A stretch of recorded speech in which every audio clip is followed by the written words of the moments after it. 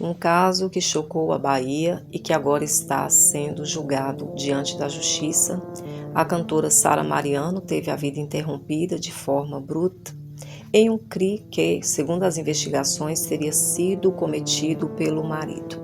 O que parecia ser apenas mais um relacionamento terminou em tragédia. Agora, no tribunal do júri, todos os detalhes começam a ser expostos, os depoimentos, as provas e tudo o que levou a esse desfecho que abalou tantas pessoas. E é exatamente isso que você vai acompanhar aqui. Importante, os créditos desta audiência vão para o canal Tribunal do Júri, onde você pode assistir na íntegra todos os momentos desse julgamento diretamente da Bahia. Aqui no canal, além do altar, você vai acompanhar os principais pontos, mas se prepare, porque o que será revelado nesse tribunal é forte.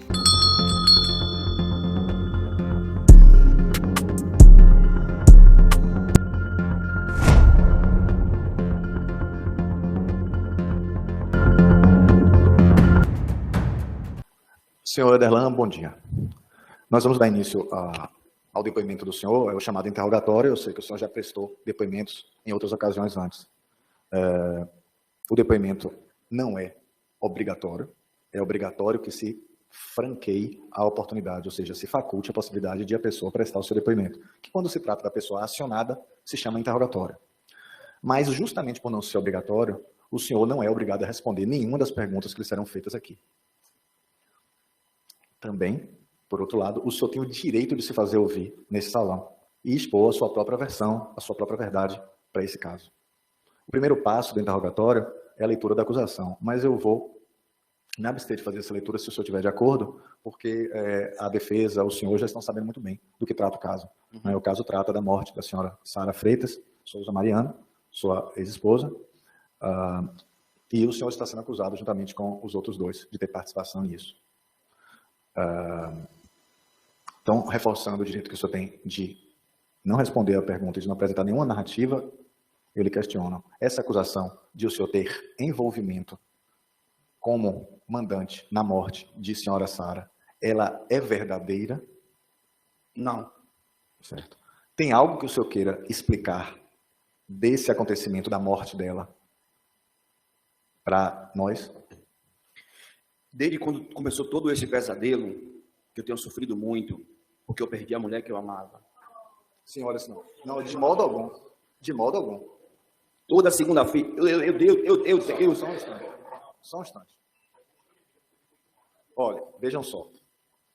Não pode acontecer isso. Não pode acontecer isso. Se houver qualquer outra manifestação, eu vou pedir que os oficiais de justiça observem quem está se manifestando. Se houver qualquer outra manifestação, eu vou pedir para que a pessoa seja removida da sala. Coloca na ata para a gente lembrar. Agora eu vou abrir um inquérito para identificar quem foi? Como é que o doutor vai abrir uma inquirição agora, doutor? Às 7 horas da noite? Foi você? Não, não foi você, todo mundo fica calado. Não foi uma só pessoa que fez foram várias. Algumas pessoas estão aqui na sua primeira sessão de julgamento, algumas pessoas estão envolvidas emocionalmente, e é uma primeira manifestação, nós temos que advertir. Então, desculpe, senhor Darlan, nós vamos ouvir o senhor com calma, o senhor não precisa ficar angustiado. Então, por gentileza. O senhor dizendo que a mulher que o senhor amava foi... Por mais que aqui tenha pessoas vividas e experientes, e muito mais experientes do que um rapaz que vai fazer 41 anos de idade, vocês, por mais experientes que sejam, tem uma parte na vida do ser humano que só Deus conhece, que é o coração. Eu tenho 2 anos e 5 meses na cadeia pública, no mesmo pavilhão e raio dos outros réus. Tenho sofrido opressão e repressão desde quando cheguei. Humilhação de guardas, de alimentação, de agente penitenciário. Só para não perder o foco, o senhor tem sofrido ameaça dos outros 2 réus, Wesley e Victor? Não. Dos presos. Eu sofro repreensão na cadeia desde quando eu cheguei por esse tipo de ameaça. Toda segunda-feira meu pai vai na cadeia pública, vai me visitar. Quando vai meu pai, vai minha mãe.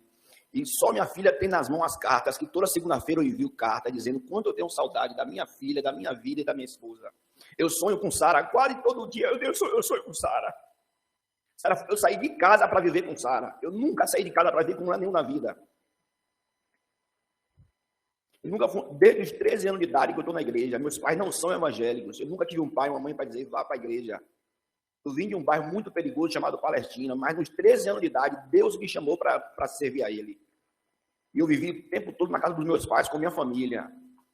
Até que eu fui levar uma pregação, fui pregar em Fortaleza, conheci Sara, passamos a ter um relacionamento, vivemos, tivemos uma filha, casamos, congregamos. Eu tinha meu ministério de pastorear, inclusive, eu tinha dito a Deus que eu nunca mais ia pastorear por causa do mal que tinha acontecido na minha vida. Eu disse a Deus que nunca mais eu ia ser um pastor na minha vida, porque eu tomava conta de igreja. Cheguei na cadeia pública há 2 anos e 5 meses. Hoje, pela misericórdia de Deus, eu sou pastor do Raio 3 da cadeia pública de Salvador. Com quase 200 presos, eu sou pastor do Raio. Isso não é mérito humano, isso é o que Deus faz. Eu nunca pedi para ser nada. Só Deus sabe, toda segunda-feira, quando eu escrevo uma carta para minha filha e digo quando eu tenho saudade dela e saudade da minha esposa. Eu saí de casa para viver, para morar com Sara. Sara era a mulher da minha vida. Eu fiz de tudo. Sara nunca botou um prego na barra de sabão que eu nunca deixei. Meu pai disse, Éder, sua mãe nunca trabalhou fora. Eu segui o segmento que meu pai me ensinou, nunca deixei minha mãe trabalhar fora. Eu sustentava em tudo. A empresa era minha, TV Shalom. Eu comecei de baixo, comecei lutando, comecei trabalhando, fui sustentando a casa. Como realmente foi dito aqui, o primeiro ano que eu trouxe ela para Salvador, morei na casa do meu pai, porque não tinha para onde ir, até que meu pai me concedeu uma casinha, fui morar lá, saímos, fomos morar de aluguel, eu trabalhava na MAP, de segurança, aí juntei um dinheiro, trabalhei quase 6 anos na MAP, saí da MAP, peguei tudo que eu tinha de dinheiro, comprei os equipamentos e abri a TV Shalom e comecei a trabalhar e sustentar a casa, ganhava bem, minha renda era de quase 7 mil reais todo mês, só com o YouTube, fora o dinheiro que os clientes me pagavam de gravação, eu pagava um consórcio para ela. Não era o consórcio dela, eu pagava um consórcio para ela. Meu sonho era dar um carro de presente a ela. Eu fazia de tudo por aquela mulher. De tudo. Eu me lembro que em 12 de outubro de 2020, Dia das Crianças de 2023, é porque você não está autorizando que minha filha venha depor aqui, porque eu mesmo faria essa pergunta a ela. Eu acordei de manhã, peguei minha filha, saí no bairro de Valéria, antes de morar em Valéria, saí na padaria, no açougue, nos armazéns, que fica dando bolsa, fica dando doce, salgadinho, pirulito, peguei a filha a sair. Quando a gente chegou em casa, era umas 2 horas da tarde. Mel olhou para a mãe e perguntou à mãe, mãe, será me dá o que de presente? A mãe disse, você vai ganhar brinquedo no inferno. Eu fiquei muito triste, eu disse, Sara, não fala isso não, porque a gente só tem mel. Mel é tudo que a gente tem. Tudo que a gente tem é mel. Eu não vou dizer que eu faria tudo, porque eu nunca arranquei uma vida na minha vida.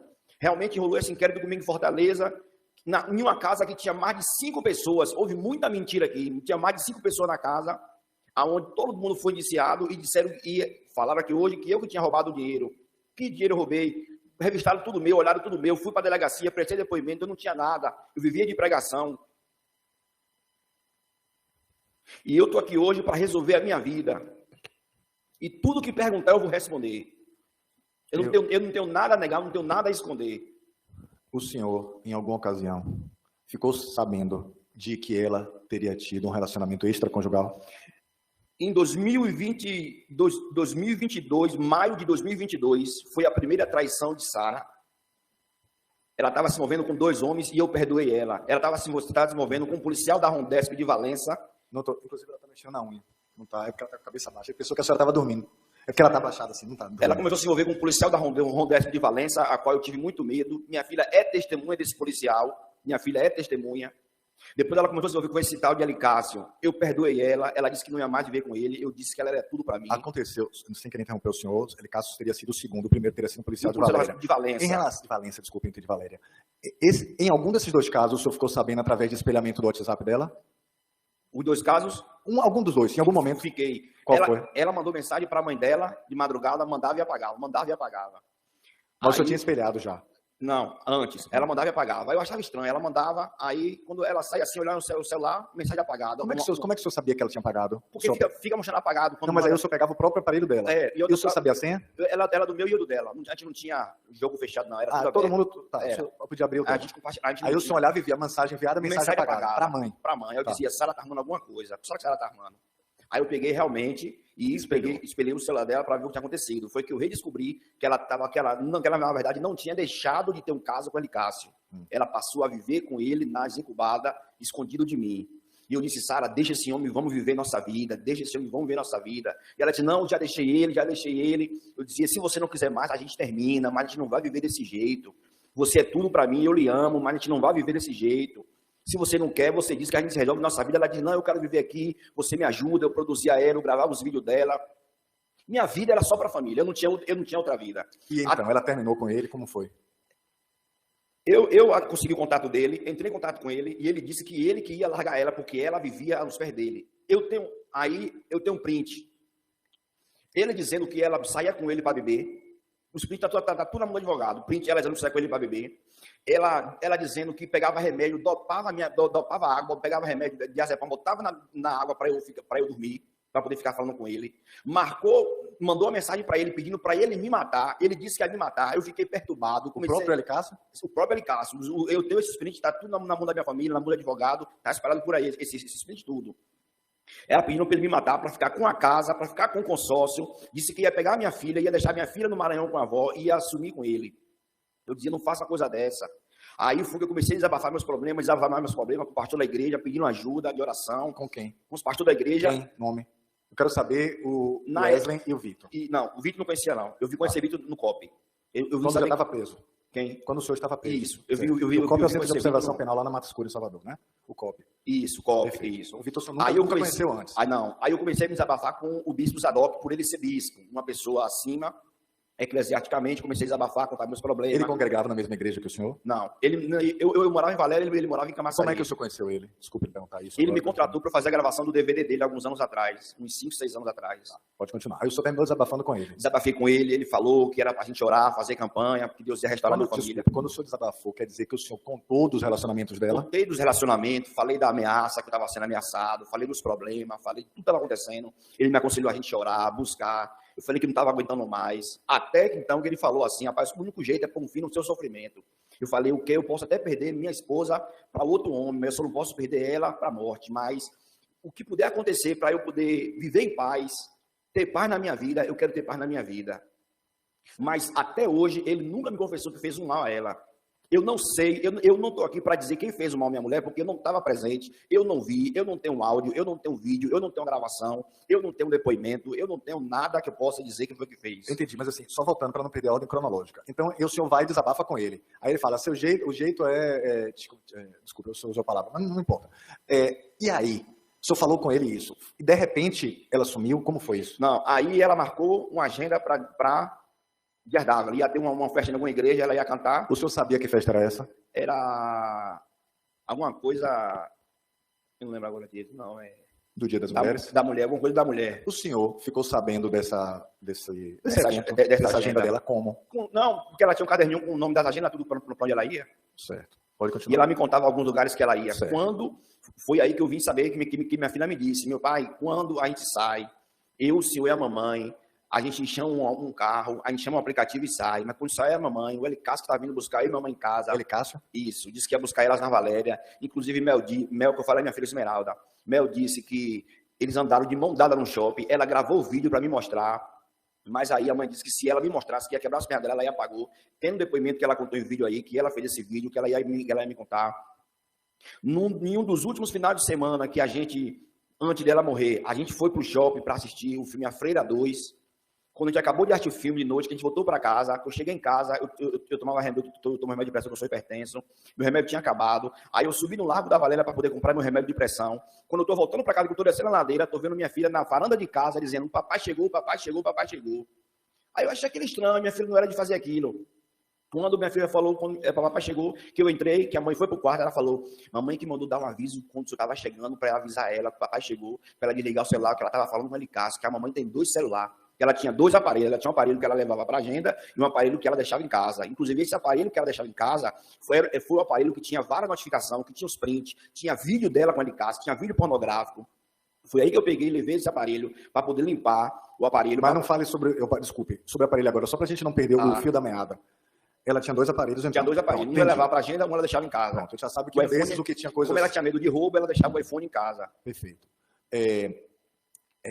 Aí ela teve essa agenda em Dias d'Ávila. O senhor não participou dessa agenda? Eu não ia em todos não, porque eu ficava num estúdio editando vídeo. E quem foi que ficou de levar ela?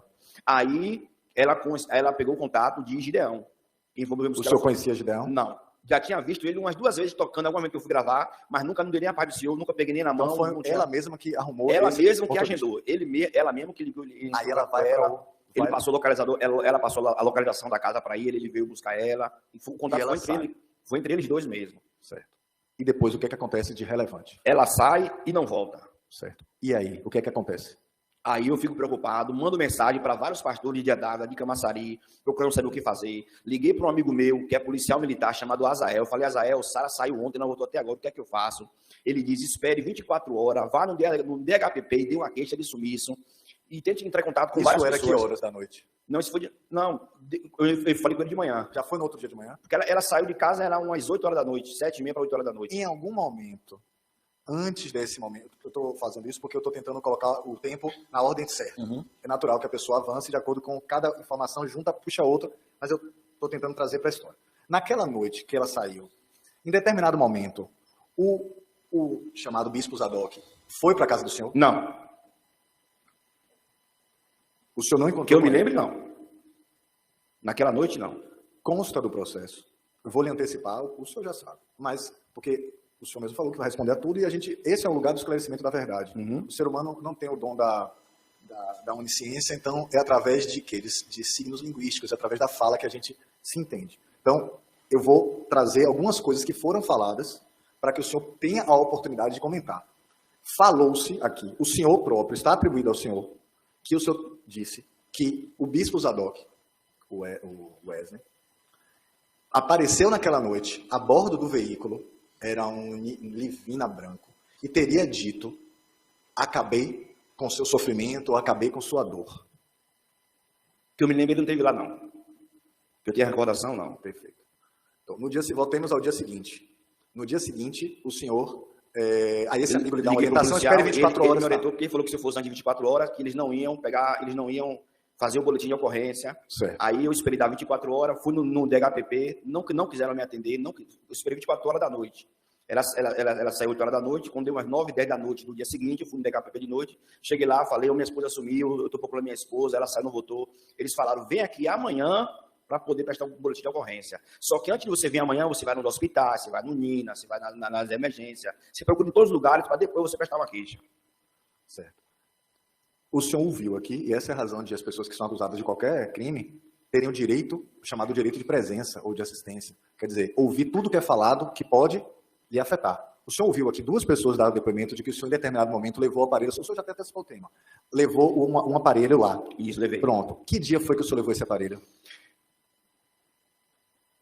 Não estou me recordando do dia, não. De noite, ela vai e não aparece. Isso. Ela passou uns 2 ou 3 dias desaparecida? Mais ou menos. Não, uns 3 dias. Uns 3 dias. Foi no dia seguinte. No dia seguinte, a primeira coisa que vi na minha mente... O desaparecimento dela. Quando eu tentei vários contatos, liguei para vários pastores de Diardaga, de Camaçari, ninguém falou nada, só veio uma coisa na minha mente. Ela fugiu com o Elicácio. Então o senhor não tinha nem dado queixa na polícia que não tinha feito 24 horas? Ainda não. Perfeito. Na minha mente só tinha isso. Ela fugiu com o amante. Fugiu com o amante, largou eu e minha filha em casa, largou tudo e fugiu com o amante. Só isso passava na minha mente. Mas o senhor não acompanhava tudo que ela falava pelo WhatsApp? Não, mas ela desconectou. Ela desconectou. Ela procurou algum amigo e falou o que estava acontecendo. Talvez esse amigo que a mãe dela falou, que era um amigo homossexual, aí ele falou com ela, ensinou ela que vai no ela ia no próprio aparelho e desconectava. Pronto. E o senhor não estava tendo mais essa possibilidade de acompanhar o que ela fazia. Aí o senhor, pronto. De onde é que surge, por que surge a ideia de o senhor pegar esse aparelho que o senhor pegou? É o que estava em casa? É o que estava em casa. Aí o senhor foi levar ele para onde? Tinha vários vídeos dela com ele, Cássio. Aí eu tentei apagar os vídeos e os vídeos não... Por que o senhor teve essa ideia? Ela estava desaparecida. Ele, Cássio, podia ter fugido com ela. Por que o senhor ia apagar os vídeos? Porque eu não queria de maneira nenhuma, de repente, qualquer coisa, manchar a imagem dela. Certo. Nem para minha filha ver esses vídeos que tinha no celular. Eu podia deixar o celular de vacilo, minha filha ver. Então, meu intuito era apagar todos os vídeos que tinha dela com ele. Aí eu apagava, mas ia para a lixeira, eu tentava apagar da lixeira, os vídeos voltavam. Aí eu não sabia o que fazer. Aí peguei, levei lá, pedi para o rapaz limpar o aparelho todo, para tirar todo o conteúdo que tinha no celular, do que estava em casa. Lhe pergunto isso porque isso vai ser falado aqui e eu já permito que o senhor possa abordar esse tema. O que se diz aqui, o que o senhor teria dito antes, é que foi o bispo Zadok, naquela noite, que lhe entregou o celular e disse, acabei com o seu sofrimento. E o senhor teria ficado com medo dele, surpreendido, que o senhor nunca pediu para ele fazer nada, o senhor teria ficado com medo dele e por isso o senhor teria ido apagar o celular dela. Vai se comentar isso aqui em algum momento, que está sendo atribuído à fala do senhor. Aconteceu isso? Não. Perfeito. Então, esse celular que o senhor levou para pagar era o segundo celular dela? O que ficava em casa. Não era o que estava portando o que ela levava? Não é o que ela levava, não é o que ela levava para a agenda. Era o tal do iPhone 13 Max? Eu não lembro, eu sei que era iPhone. Era verde? Preto, eu acho, preto escuro, verde, Eles falaram aqui verde, mas já tem algum tempo, a gente não precisa focar muito nessa questão. Aí o senhor leva, na verdade, a ideia do senhor era apagar imagens que comprometessem ela. A imagem dela. Principalmente que minha filha poderia pegar o celular e ver os vídeos pornográficos que tinha dela tendo relação com esse amante dela. Mas aí quando o senhor chega lá, o senhor não pede para apagar só os vídeos, o senhor pede para eliminar toda a conta dela. Não, porque se fosse pedir para apagar os vídeos, o rapaz da Lan House ia ver os vídeos. De qualquer forma, eu ia acabar manchando a imagem dela. Ele fez o que o senhor queria? Ele limpou o celular. Ele falou que é como se eu for, como se deixasse de fábrica, não é isso? Ele falou que quando terminou de fazer e ele entregar, já foi de noite. Isso. Foi isso mesmo? Pronto. E o senhor fez o que com esse celular? Deixei em casa no estúdio, junto com os computadores, com tudo que a polícia levou. Então a polícia apreendeu esse celular? Acredito que sim, junto com os computadores. O senhor não deu esse celular a esse rapaz que era queimado lá no bairro para ele dar fim no celular? Não. Porque isso está atribuído também ao senhor. Uhum. Perfeitamente. Pode continuar. Aí o senhor, voltando então no tempo, o senhor apagou o celular, ela ainda estava no período de menos de 24 horas desaparecida. Isso. O senhor finalmente, naquela noite, o senhor deu ou só esperou o dia seguinte para dar queixa? Eu esperei no dia, para 24 horas certinho, no dia seguinte para dar queixa. Foi de manhã. E aí o que o senhor deu Não, queixa? não, fui de noite. Ah, o senhor ainda foi na mesma noite? Ou seja, no dia seguinte, de noite... Na noite seguinte eu fui da queixa. Pronto, 24 horas mesmo, 7h30 da noite mais ou menos. Aí o senhor deu sua queixa. Isso. Certo. E então? Eles não aceitaram, falaram que era para ir no dia seguinte. Tá, e aí?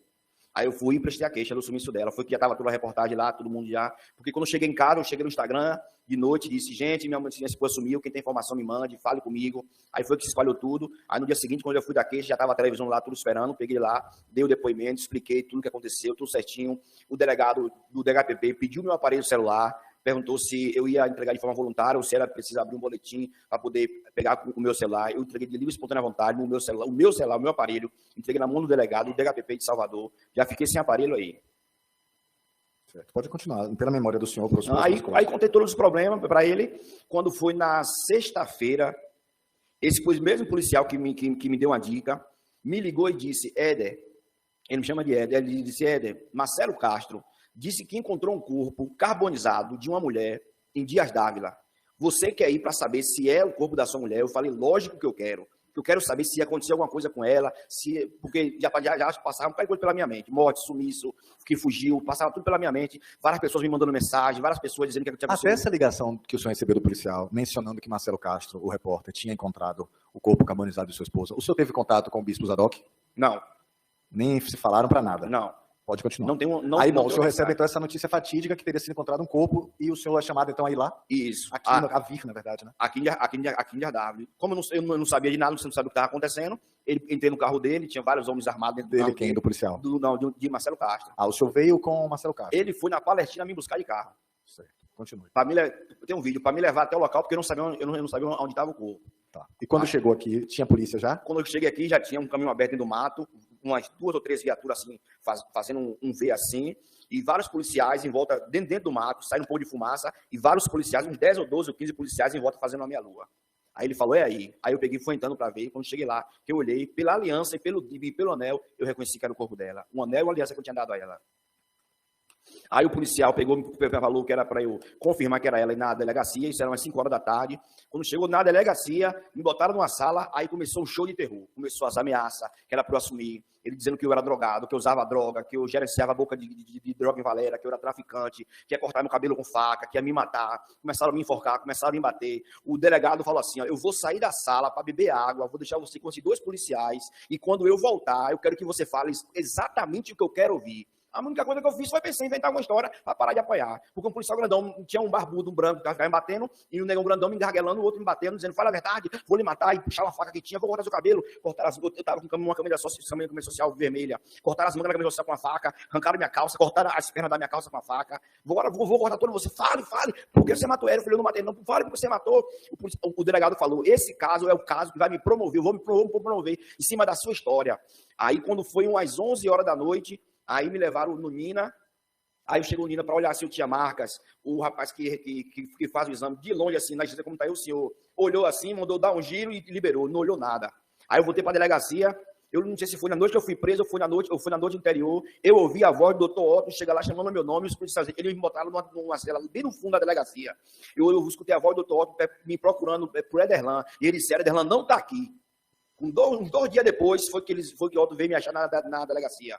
Mas o doutor Otto chegou lá para colher meu depoimento junto com eles não deixaram. Eu ouvi a voz do doutor Otto procurando, eles não deixaram, disseram que eu não estava lá. Aí eu vi que a única forma de parar de apanhar Um rapaz que nunca se envolveu com crime, desde os 13 anos de idade na igreja, nunca fui no tráfico, nunca fui de beber álcool. Falaram que eu ouvi falar dizendo que eu estava bebendo álcool. Procura ver se tem uma foto. Pergunta minha filha se um dia ela já viu uma lata de cerveja dentro de casa, se já me viu com uma lata de cerveja na mão. Chame minha filha aqui, pergunte minha filha se alguma vez ela já me viu tomando um gole de cachaça, uma lata de cerveja na mão, se ela já me viu com bafo, se ela já me viu bêbado, se ela já me viu zonzando. Pergunta minha filha se ela já viu isso alguma vez dentro de casa ou em qualquer outro lugar. Pergunta ela se alguma novo ela já viu eu tomando algum champanhe. Pergunte se algum Natal ela já viu tomando algum cálice de vinho. Pergunte se ela já viu eu agredindo a mãe dela, xingando, brigando. Pelo contrário, quem ia para em casa era eu. Agora pergunte à minha filha se eu estou mentindo. Quem ia para em casa era eu. Eu lembro que teve um dia que ela deu uma surra de colher quente em mel, com colher de miojo. Ela botou mel para lavar os pratos. Minha filha tinha uns 8, 9 anos de idade. A minha não sabia lavar prato direito, não. Aí quando ela olhou os pratos, estava tudo mal lavado. Ela estava fazendo miojo. Com a colher do miojo quente, ela começou a dar uma surra em mel. Eu falei, não bata na menina desse jeito, não, rapaz. Não faça isso com a menina, não. Aí ela vinha para cima de mim, me xingando, me esculhambando, brigando comigo. Eu tenho um print de Alicácio dizendo que quando ela bebia com ele, ela ficava mais safadinha. Tem print horroroso de várias coisas que ela fazia com ele, para onde ela ia com ele. Ele falou comigo por telefone que levava ela para um motel. Ela chegou em casa, eu falei assim, rapaz, Alicácio me ligou, disse que estava com você no hotel, você é louca, como é que você tem coragem de ter relação com o rapaz? Você pelo menos se precaveu para não trazer doença para dentro de casa. Ela disse, eu tenho um print dele, ele falando com ela que não queria que ela engravidasse dele. Se tivesse esse print, pode botar esse print na tela para todo mundo ver aí. Por essa informação. Eu estou sendo acusado de muita coisa até hoje, mas nunca ninguém parou para me ouvir, para saber da minha boca a verdade.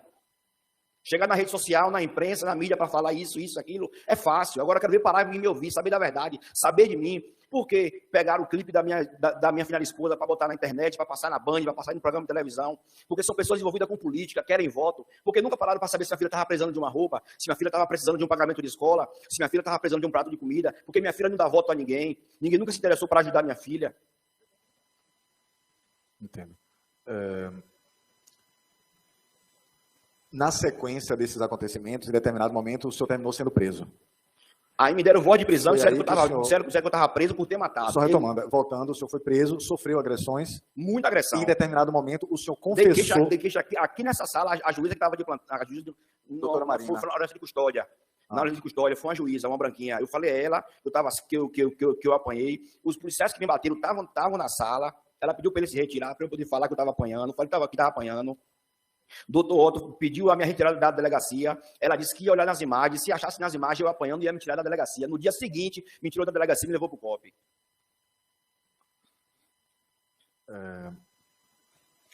Deixa só mais um instante aqui.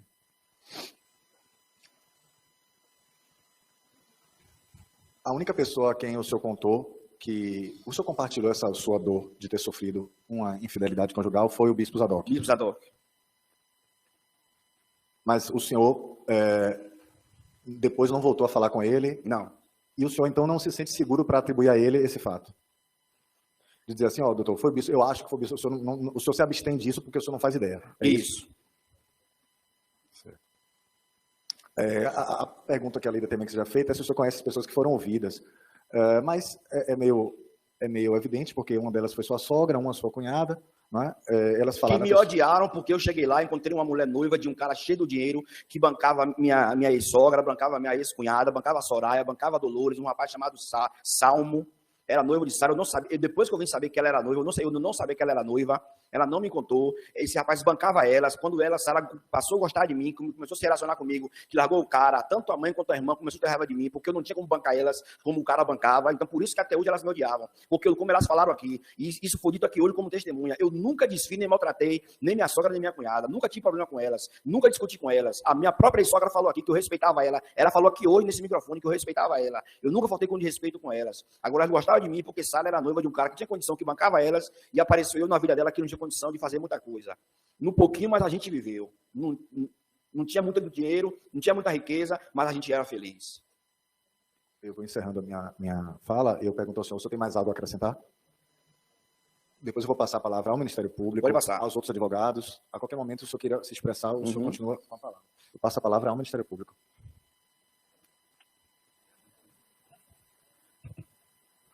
Boa noite. Boa. Quantas vezes você foi ouvido pelo delegado de polícia? 2, em horas longas, 2 vezes. Na sexta e no sábado. Certo.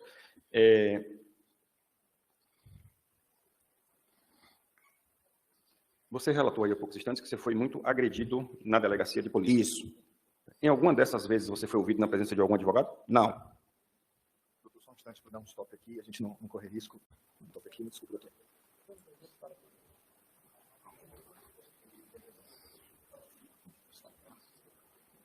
Pode dar continuidade. Parte 2, depoimento de Ederlan. Você sabe quem matou Sara? Eu tenho quase certeza. Quem foi? Wesley. O Zadok? Isso. Wesley matou Sara. Isso. Certo. E Vitor? Fez alguma coisa? Eu acredito que não. Não conhecia, não vi. Até hoje não me falou nada. Tiramos em setores diferentes. Eu tiro em um quadrante, ele tira em um quadrante diferente. No dia que o quadrante dele sai, o meu não sai. Assim funciona a cadeia pública onde estamos. Vitor é de um quadrante e eu sou de um quadrante diferente. A gente não tem comunicação.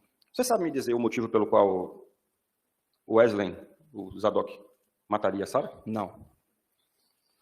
Você sabe me dizer se Vitor, em algum momento, alguém lhe disse, se Vitor confessou também ter participado da morte? Que eu saiba, não. Quem é Gideão? Foi o rapaz que levou ela no dia da morte. É um rapaz que também está lá na cadeia pública. Ele foi acusado? Foi acusado. Foi condenado? Foi sentenciado. Condenado ou absolvido? Sentenciado. Condenado ou Foi absolvido? condenado. É porque eu não usei a expressão condenado, prefiro não falar sentenciado. E condenado, para mim, só o diabo que não tem mais salvação. Mas para todo homem, independente do que faça, tem salvação e tem remissão para qualquer vida aqui na Terra. Certo. Qual é o seu nível de amizade com Zadok, com Wesley? Amizade, zero. Só profissional. Só profissional? É. A gente só se via para gravar. Ele é evangélico também? Hã? Ele é evangélico também? É. Ele é bispo. Ele esteve no meu estúdio para gravar um podcast uma vez, e eu já gravei ele algumas 3 ou 4 vezes em igrejas que eu fui fazer gravação, ele estava cantando, e uma vez ele me contratou para gravar um DVD dele. O senhor tem conhecimento que existem provas técnicas no processo? Não entendi a palavra Doutor, o senhor técnica. poderia não. explicar para ele o que é a prova técnica? Posso. O senhor tem conhecimento se no processo tem laudos produzidos, por exemplo, com informações de GPS, de veículos, demonstrando trajetos de veículos? O senhor tem conhecimento se no processo tem vídeos, por exemplo, de reportagens, de confissões de outras pessoas narrando detalhes de como o fato aconteceu? O senhor tem conhecimento, alguém lhe disse também, se nesse mesmo processo existem perícias, existem outros vídeos, existem gravações das manifestações das pessoas quando eram ouvidas, interrogadas? Você tem conhecimento disso? Não. Não tem conhecimento. Do GPS do carro, eu fiquei sabendo que passou na televisão, mas sobre algum tipo de manifestação, não estou sabendo, não. Certo. O evento que o senhor disse aí, que foi em outubro, não foi isso? Outubro Rosa. Lembrei agora, o senhor falou outubro, eu lembrei. Outubro Rosa. Outubro Rosa. Ele seria aqui em Dias Dávila, não é isso? Pronto. Eu não me recordo, o senhor já disse quem organizou esse evento? Não sei. Não sabe. Não. Com a agenda que alguém ligou para ele, marcou. A maioria da agenda dela, ela não era famosa. Ela não era artista. Não tinha cachê. Não tinha um pagamento exato, não tinha contrato, era algo muito amador. Alguém liga para você, ele convida, você pode vir na minha igreja cantar? Eu vou. Você pode pagar um carro para vir me buscar? Eu vou arrumar um carro, você bota combustível? Eu boto. Aí vai, aí chega lá, se a pessoa tiver interesse, dá alguma mixaria, 30, 20, 50 reais, nada de cachê, nada alto. A maioria da agenda era tudo amadora. O senhor se recorda se em algum momento o senhor confessou na delegacia de polícia a eventual participação sua nesse fato? Não. O senhor não confessou hora nenhuma? Que eu me lembre, não. E se eu falei, foi baseado em agressões, mas eu me lembro que eu não me lembro que eu falei. Ele falou que ele teve que falar alguma coisa Para para poder falar parar alguma de coisa bater. para parar de apanhar. Enquanto eu não falasse, eu não pararia de apanhar. Doutor Otto, pode se manifestar.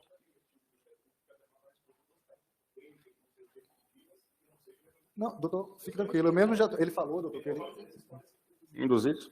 Eu volto a pedir ao senhor que qualquer manifestação do Ministério Público, o senhor me... isso agora. Com certeza. Realmente ele tinha dito que... Nosso papel não é de forma nenhuma induzir ninguém, nem pressionar de forma nenhuma em relação a isso. Em algum momento, no mês anterior ao crime, setembro, o senhor se reuniu em sua casa com Zadok? Não.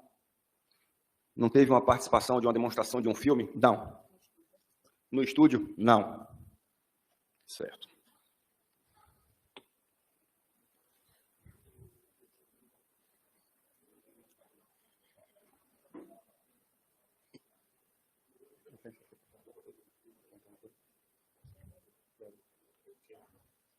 Eu vou passar a palavra. Claro, doutor. Boa noite, Ederlan. Boa. sou mais de um dos membros do Ministério Público que estão designados para fazer seu júri. O senhor nos narrou que teria sido bastante agredido na fase policial. Muito. Pela autoridade policial, pelo delegado, certo? Não, pelos policiais, pelo delegado não. Ah, não? Tá certo. Não, eu me confundi, ele corrigiu, desculpa. Além da fase policial, o senhor já foi ouvido nesse fórum perante o juiz também? Uma juíza. Por uma juíza.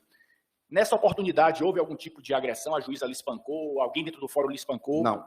Certo. Então, as declarações suas prestadas perante a autoridade judicial foram espontâneas? Isso. Certo. Zadok entregou o celular de Sara ao senhor no dia em que ela assumiu? Não. Desculpa, essa pergunta é repetitiva, ele falou que não. Não, né? Certo. Tá bom. E a própria Sara, confirmando, providenciou o seu transporte, não foi isso? A própria Sara, que entrou em contato com... Ela mesmo passou a localização para a Gideão, que foi buscar ela de carro. Ele não intermediou o transporte. Eu não tinha contato de Gideão, nem o de Vitor, não. Certo. Nem eles tinham o meu contato. Certo. Gideão costumava fazer esse serviço para Sara? Não. Nem eu, também não. Foi a primeira vez que Gideão prestou esse serviço para ela? Que eu tenha ciência, sim. Gideão tinha, nesse serviço de transporte, uma atividade corriqueira? O senhor conhecia Gideão? Eu não conhecia Gideão. Nunca tinha ouvido falar de Gideão? Já tinha visto ele 2 vezes, nem o nome eu sabia. Vim saber o nome depois do acaso. Eu vi ele tocando em algum evento que eu fui gravar, vi ele em cima do altar, junto com a banda tocando, e aí reconheci ele, te dá um alô assim, uma parte do senhor. Mas nem na mão eu peguei, nem o nome dele eu sabia. Só tinha visto ele umas 2 vezes. Certo. O senhor estava em casa quando ela saiu para esse evento Outubro Rosa? Estava em casa cuidando da minha filha. O senhor e sua filha, né? Isso. Sara, naquele dia, tinha exercido outras atividades, ou sociais, ou profissionais? Não, só saiu para a academia de manhã, voltou, passou a tarde em casa. Mel foi para a escola de manhã, chegou também umas 11h30, meio-dia. A gente passou a tarde, ela passou a tarde em casa, eu passei a tarde no estúdio editando vídeo. É tanto que antes dela sair, ela passa no estúdio, fala comigo e sai. Isso por volta de, o senhor já falou, né? 8h30, 8h30, 9h da noite, nessa faixa aí. O senhor chegou a demonstrar ou alinhar com ela alguma preocupação da sua parte, considerando que sua esposa estava saindo à noite, transportado por uma pessoa que nunca tinha prestado esse serviço para ela? Há anos isso vem acontecendo. Mas com pessoas desconhecidas? Sempre. Ela sempre pegava um motorista diferente? Chama no aplicativo, ou então, muitas vezes, chama no aplicativo, faz uma amizade com o motorista. Foi uma dessas amizades que eu descobri que ela veio ter a amizade, iniciou uma relação com a Licácio. Foi através de uma corrida que ela foi, ela mesmo me contou, que ela foi para São Cristóvão cantar, chamou ele no aplicativo, acho que foi do Pop. Aí conheceu ele falou, na volta, quer que eu te pegue de volta para te levar para Valéria? Ela falou, me deu o contato. Aí trocaram o contato, começaram a conversar e daí... Isso foi ela que lhe disse? Ela mesmo que me contou. Certo. Licácio lhe confirmou isso? Licácio me confirmou. Certo. Então isso já era um fato conhecido do senhor, né? Isso. Já um fato superado. Isso. Certo. Um aspecto que para mim não ficou fazendo muito sentido na versão que o senhor apresenta. O senhor nos apresenta um amante, 2 amantes, um policial. O senhor sabe o nome desse policial? Não. Chegou a conversar? Acho que minha filha que sabe o nome dele, eu não sei. Mas o senhor chegou a conversar com esse policial? Não, minha filha que me contou desse policial. Ah, certo. O senhor nos apresenta 2 amantes, mas aponta...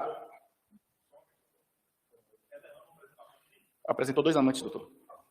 Talvez seja a divergência apenas sobre o significado do verbo apresentar. Ele citou.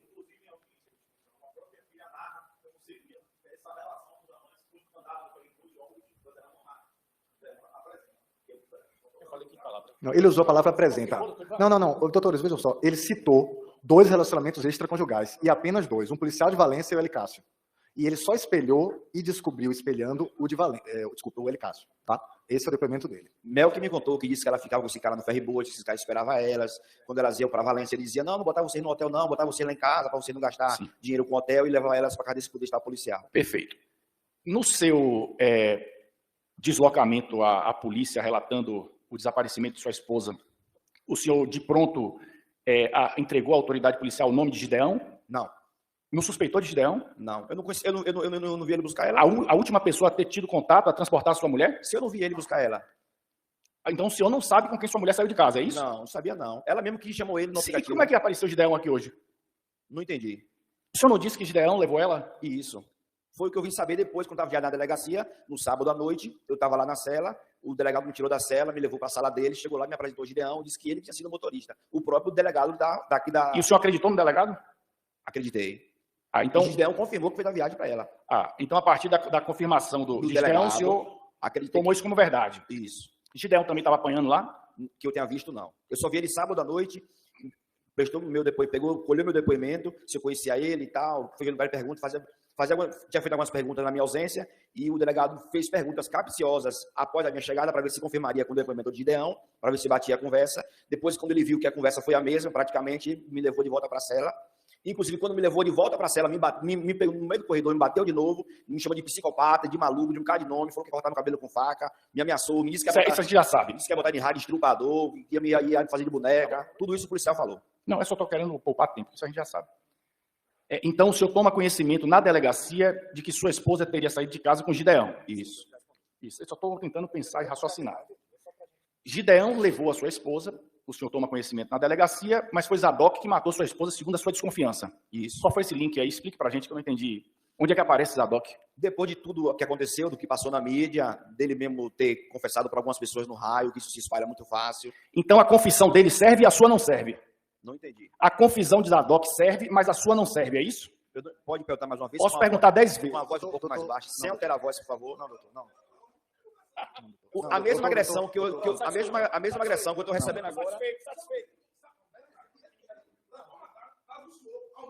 Não, vou falar bem baixinho. Ele tem razão. Eu fui agredido dessa mesma forma na delegacia também. Com palavrões, com xingamento, com voz alta. Não, mas o senhor levou o tom de Eu estou voz. aqui para ser interrogado. Se vocês procurarem uma forma de extrair a verdade, em vez de só pensar em acusar, em sentenciar, em dar anos de cadeia para um pai de família que precisa de viver com sua filha, em vez de vocês pensarem dessa forma, não só pensar em sentenciar, Doutor, o senhor tem em condição jogar a de cadeia em cima continuar? de mim, mas pensar no meu Deixa eu depoimento, vai ser bem concluir. melhor. O senhor tem condição de continuar sem elevar de novo o tom de voz? Não, é porque eu preciso registrar. Fora de longe. Calma. Foi desrespeitosa não, doutor. Olha. Olha como leva o tom de voz, baixar o que quer. Não vai mais falar? Doutores. Eu acho que o objetivo já foi atingido. Doutores. Mas perguntar, Doutores. ele não vai mais querer responder. Doutores, É vejam. isso, Adão? Não, doutor, desculpa. Não responde mais? Doutores. Então tá satisfeito. Nós... Aí cabe a mim, doutor, porque começou a surgir esse tipo de altercação que eu não acho necessária. Nós vínhamos caminhando de forma ordeira até agora. O senhor se excedeu no tom de voz. Nós não estamos ainda na fase de sustentação, na fase de debates. Essas palavras do senhor, até o tom de voz, são proporcionais, são adequadas para uma fase de debates. Perfeito, doutor. Não, perfeito. A defesa informou o senhor aqui que não era para o senhor responder mais a perguntas do Ministério Público. O senhor vai seguir esse conselho? Vou seguir o conselho deles, mas não teria problema nenhum de responder, mas vou seguir o conselho Certo, tá bom. Então eu passo a palavra. Dos advogados. Eu passo a palavra, então, à defesa. Desculpe, assistente de acusação. Eu não sei se assistente de acusação, doutores, o assistente de acusação inclui também no não. Não, porque o doutor realmente ele identifica as duas partes como posicionadas da mesma forma, e nós vamos, então, assegurar que a própria defesa do senhor Aderlan questione por último. Então, nós vamos começar saltando a defesa de Aderlan pela defesa do Wesley Pablo. A defesa do Wesley, sem perguntas, perfeitamente. Então, eu já salto para a defesa do Victor. Perfeitamente. Jurados? Não pergunta? Então, eu declaro encerrado. Doutor, perdão. Não era nem ter perguntado para os jurados. Todo mundo... Perdão, doutor. Justamente a última. Os jurados eu perguntaria depois. Perdão. Eu passo, então, a palavra à defesa do senhor Aderlan. Doutor Otto, se o senhor quiser se levantar e perguntar para ele de frente, para ele poder ter uma comunicação visual com o senhor melhor, fique à vontade.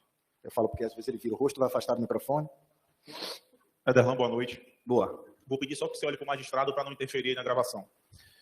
Segundo consta aqui no inquérito policial, você teria comparecido aqui em Dias d'Ávila por volta das 17 horas, sendo conduzido à delegacia. Quando o delegado lhe conduz à delegacia, ele lhe dá voz de prisão, lhe apresenta algum decreto prisional que lhe autorizava a levar a sua pessoa à delegacia? Não. Segundo consta nos autos, um decreto prisional só saiu por volta de 00:30. E você foi mantido em delegacia de polícia das 17 a mais de 0 hora, sem nenhuma ordem prisional em seu desfavor. O delegado lhe explicava isso, porque você estava custodiado? Não, sem água, sem comida, isolado, no canto na cela, sem poder ir no banheiro, sem poder fazer nada. O senhor esteve aqui no município de Dias d'Ávila, já explicou que a convite de um repórter que lhe informava que seu corpo havia sido encontrado. Em algum outro momento, entre o desaparecimento de Sara Mariano e o corpo ter sido encontrado, o senhor esteve no local do crime, participou desse crime? Não, de forma alguma. O senhor também narrou que ouviu minha voz em um determinado momento lhe procurando na delegacia e o delegado teria respondido que você não estava lá, que só teve acesso a mim há muito tempo depois. Ele chegou a lhe justificar porque teria negado o acesso a você? Não. Você disse que também tomou ciência, através do delegado, que Gideão seria a pessoa responsável por conduzir o veículo. Ele lhe apresentou alguma prova da participação de Gideão nesses fatos? Também não. O promotor lhe perguntou ali, o promotor doutor Aldo, perguntou ao senhor acerca de ciência, de laudo, de documentação do processo, acerca da acusação que tem contra você. Em algum momento foi apresentada ao senhor alguma prova do senhor ser mandante desse crime? Até o presente momento, nenhuma prova. O delegado lhe trouxe algum documento que falasse assim, Aderlan, aqui tem a prova que você determinou que matassem a sua mulher? Até o presente momento, nenhum repórter, ninguém, nenhum policial, nenhum promotor, nenhum advogado, ninguém nessa terra tem prova nenhuma que eu fui o mandante do crime. Segundo consta na denúncia, Aderlan, não é só você que sabe não sabe o motivo, também como eu, fala que o motivo do crime seria lançar a carreira de Vitor. O senhor conhecia Vitor? Eu conheci Vitor no COP. No COP. Ainda que sem conhecer pessoalmente, sabe dizer se Vitor tinha alguma carreira artística, participação em shows, alguma proposta de participar da TV Shalom? Não. O senhor queria em algum momento se apoderar da carreira, do sucesso de Sara, para lançar a carreira de alguém? Não, inclusive eu que lançava ela, eu que produzia ela, gastei dinheiro para fazer o CD, para tirar as cópias, para pagar a maquiagem, para ouvir o vídeo, foi o mesmo que fiz, só a gravação de áudio que eu não fiz, mas toda a produção, iluminação, foi tudo eu que produzi. O senhor aqui também já respondeu que nunca praticou nenhum crime, que não responde nenhum outro processo durante toda essa ação penal, mas aqui fala em associação criminosa. Em algum momento o senhor se associou a alguém durante os seus 41 anos para praticar algum crime? Não. Também já disse que não conhecia Vitor, que não conhecia Zadok, que conhecia apenas o Wesley, o Zadok, e que não conhecia Gideão, que já foi esclarecido. Você conhecia Davi? Davi Oliveira? Sim. Já vi ele cantando nas igrejas. Cantando nas igrejas. Sabe onde é que Davi mora? Não. O senhor fala também que sofreu agressão física quando prestava depoimento da delegacia, chegando a identificar quem lhe praticou essas agressões. O senhor se recorda se já na audiência de custódia narrou para a juíza e para o promotor que estavam presentes na audiência de custódia? Na audiência de custódia eu falei que estava sendo agredido. A juíza me perguntou se em algum momento eu fui agredido. Aí eu baixei a cabeça. Aí ela perguntou quem foram os policiais que me prenderam. Aí eu falei, são os policiais que estão na minha retaguarda. Aí ela pediu para que eles se retirassem da sala. Quando eles se retiraram, ela disse, agora você quer falar? Eu disse, agora eu falo. Ela disse, você foi agredido? Eu falei, fui. Aí expliquei tudo ela como foi a agressão. Você se recorda características físicas de algum policial ou dos policiais que teriam lhe agredido? Um branco meio forte, da barba bem grisada, da barba branca, uma barba cheia, e um negão bem alto, que um negão me engarguelava e o policial branco da barba branca ficava me batendo. Esse da barba branca é o mesmo que ele trouxe para a audiência de custódia no dia que arrancaram o seu cabelo, quando ele lhe jogava para os leões aqui na frente do fórum? Ele mesmo deixou aquilo acontecer, e chegou na delegacia e disse, bem feito, eu deixei que ele pegasse. Eu ia deixar o povo lhe quebrar todo ali. Após você ser agredido aqui, quando deixava o fórum, após a realização da audiência de custódia, alguém da promotoria procurou lhe ouvir, o delegado de polícia, que é tão diligente na cidade, procurou lhe ouvir sobre esses fatos? Não. Mesmo você custodiado em delegacia? Não. Ele procurou saber se algum daqueles policiais também teriam lhe agredido ou lhe ameaçado? Não. Você disse que esteve na DHPP em Salvador, que entregou seu celular para que fosse averiguado. Alguém já lhe disse que teria encontrado alguma prova em seu desfavor naquele aparelho, em algum meio seu telemático, seja ele notebook, e-mail, Google Fotos, Google Maps, que tem a participação sua nesse crime? Não encontrou, nem vai encontrar, porque não existe. Não existe nenhuma prova disso, nenhum aparelho meu, porque isso não aconteceu.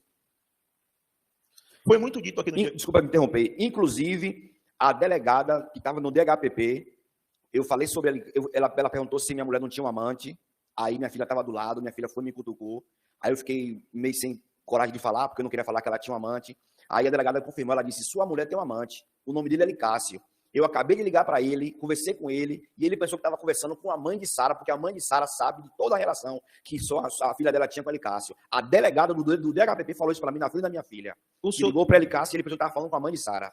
o senhor respondeu ao promotor que Elicácio teria feito essa confissão desse relacionamento. O senhor se recorda se esta confissão aconteceu na audiência de instrução realizada aqui neste fórum? Não entendi a pergunta. O senhor respondeu ao promotor de justiça que Elicácio teria confessado este relacionamento. Isso. O senhor se recorda se esta confissão aconteceu aqui neste fórum que ele entrou na audiência de forma virtual? Não, eu só vim saber disso quando chegou lá na cadeia pública os papéis com os depoimentos e ouvi o depoimento dele. Entendi. Segundo consta aqui, teria sido pago um valor de R$2.000 para que esse crime acontecesse, e após isto as pessoas receberiam de 10 a 15 mil reais pela morte de Sara. O senhor realizou algum pagamento a alguém para que esse crime acontecesse? Não, de forma alguma. O senhor prometeu o pagamento de alguma quantia a alguém para que esse crime acontecesse? Não, de forma alguma.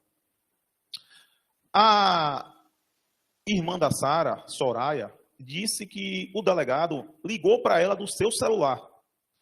Quando ele realizou essa ligação, você já estava preso na delegacia?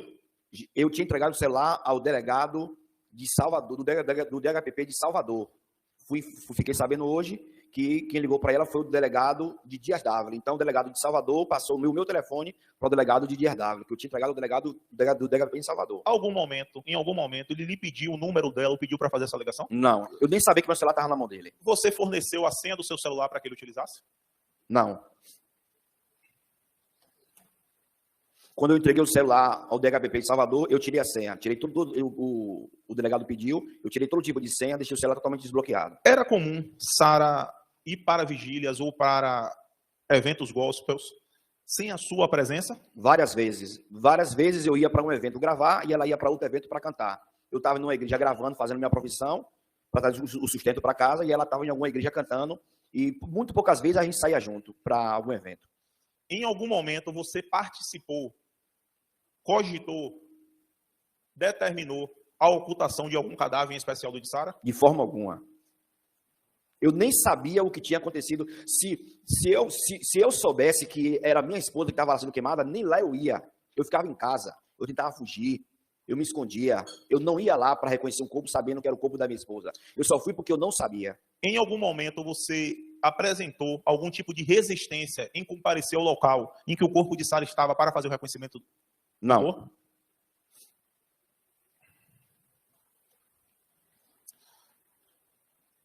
Você se recorda que, após você ter relatado para a magistrada, na sua audiência de custódia para a juíza, ter sofrido agressões físicas na delegacia, se na sua presença ela solicitou as câmeras da delegacia para tentar encontrar alguma imagem dessas agressões? Na minha presença, não. Ok.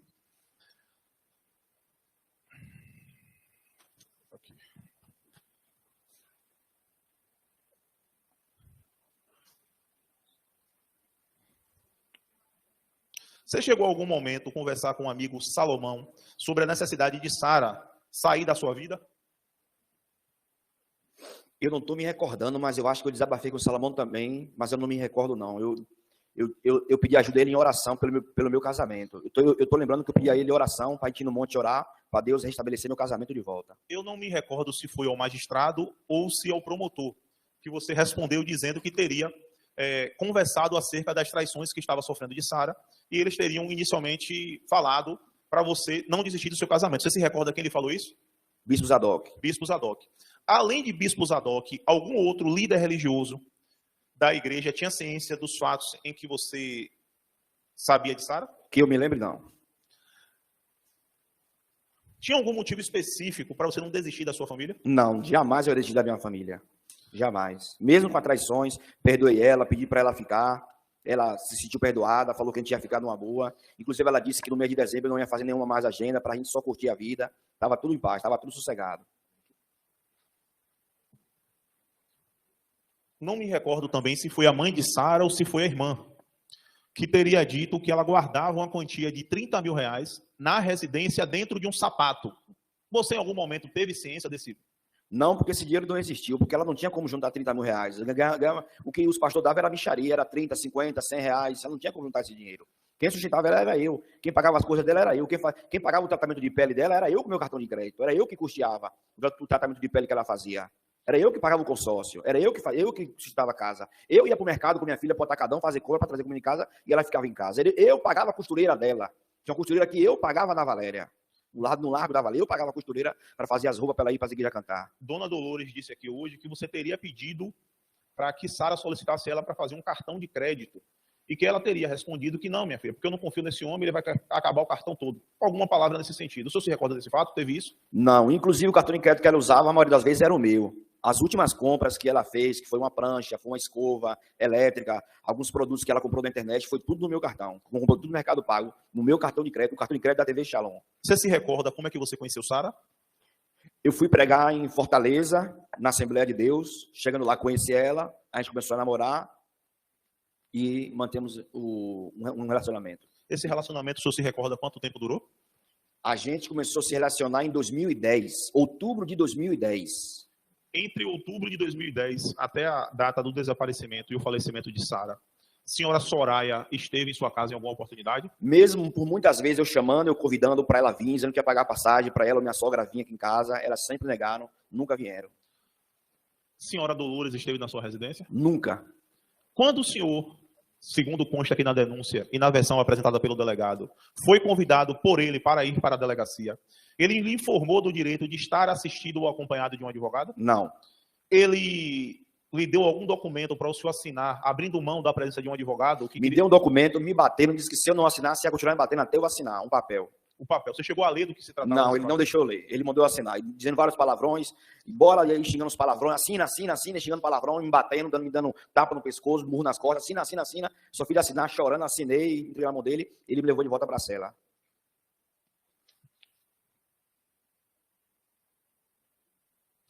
Aqui no seu depoimento, é muito importante, folhas 227 e D 78066E, página 93 do MP, o delegado chega a lhe questionar. O seu celular está aí? E você responde, não, está na mão do delegado. Quando você fala que está na mão do delegado, é o delegado da DHPP? Isso. Eu entreguei ao delegado de Salvador o meu celular.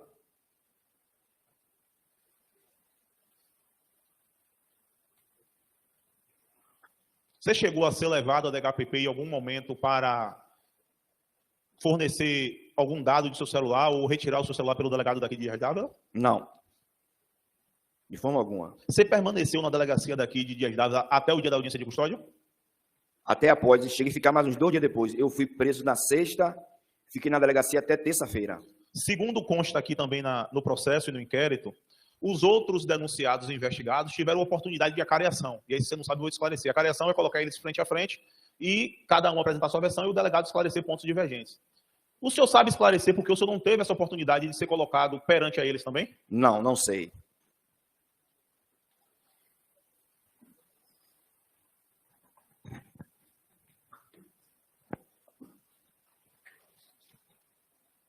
Você tem ciência que Sara tinha realizado viagens com Elicácio para outros estados? Não.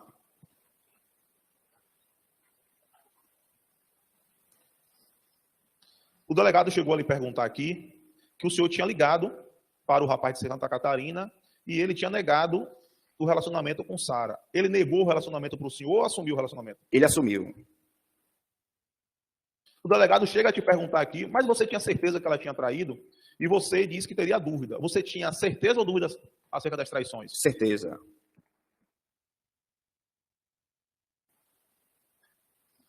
Era comum Sara sair à noite? Eventos religiosos, sim. Muitas vezes ela ia e eu ficava em casa cuidando da minha filha. Em alguma oportunidade que Sara tenha lhe dito que ia para algum evento à noite, o senhor chegou a investigar se esse evento acontecia, se esse evento ia acontecer, ou confiava na versão apresentada por ela? Confiava na versão apresentada por ela. Sempre foi assim. Eventos muito simples, igrejas muito simples, igrejas muito pequenas, não precisava saber muitas informações, não. A pessoa ligava, tanto que quando eu editava os vídeos dela, eu pegava o número do zap dela, botava na tela do vídeo, para quem quisesse ligar para ela e marcasse diretamente com ela a agenda. Quando Sara saía com Elicácio, você tinha ciência para onde ela estava indo ou também acreditava na versão dela que iria para a igreja? Acreditava que ela estava saindo para a igreja. Eu só vim saber que ela estava saindo com ele depois. Depois, quando eu tinha perdoado, parece que não estava mais com ele. Aí depois que eu vim descobrir que na igreja ali na Mirante de Piripiri, igreja Sol da Justiça, ela foi cantar, me deu o celular dela e pediu para eu bater algumas fotos dela enquanto ela estivesse cantando. Quando eu peguei o celular dela, que ela começou a cantar, eu comecei a bater foto, uma pessoa ligou para o celular dela. Quando ligou, apareceu na tela de chamada o celular dela. Elicácio, meu amor moreno. meu amorzinho moreno, na tela. Na hora eu fui pro banheiro da igreja, atendi e falei, quem tá falando aqui é o esposo de Sara. Ele pegou e desligou. No dia 26 de outubro, segundo consta aqui no inquérito policial, o senhor teria prestado depoimento em delegacia. Neste dia, o senhor se recorda se estava acompanhado de advogado? Não estava. Que eu me lembro, não. Eu só fui ter advogado no dia que o doutor apareceu lá, que foi, se não me engano, não sei se foi no domingo, foi na segunda-feira de manhã, porque no outro dia, quando ele compareceu, o delegado disse que eu não estava lá. Mas eu acho que foi na segunda-feira de manhã, ou foi no domingo, que o senhor apareceu lá, que veio falar comigo. E deixaram o senhor falar comigo. Segundo consta aqui ainda, no dia 26, o senhor voltou a ser ouvido novamente pelo delegado e desta feita acompanhado por um advogado de nome... Aliás, não, perdão. Aqui foi no dia que o senhor registrou o boletim de ocorrência. Você estaria acompanhado de um delegado, de um advogado chamado Edson Rich Neto. O senhor conhece esse advogado? Não.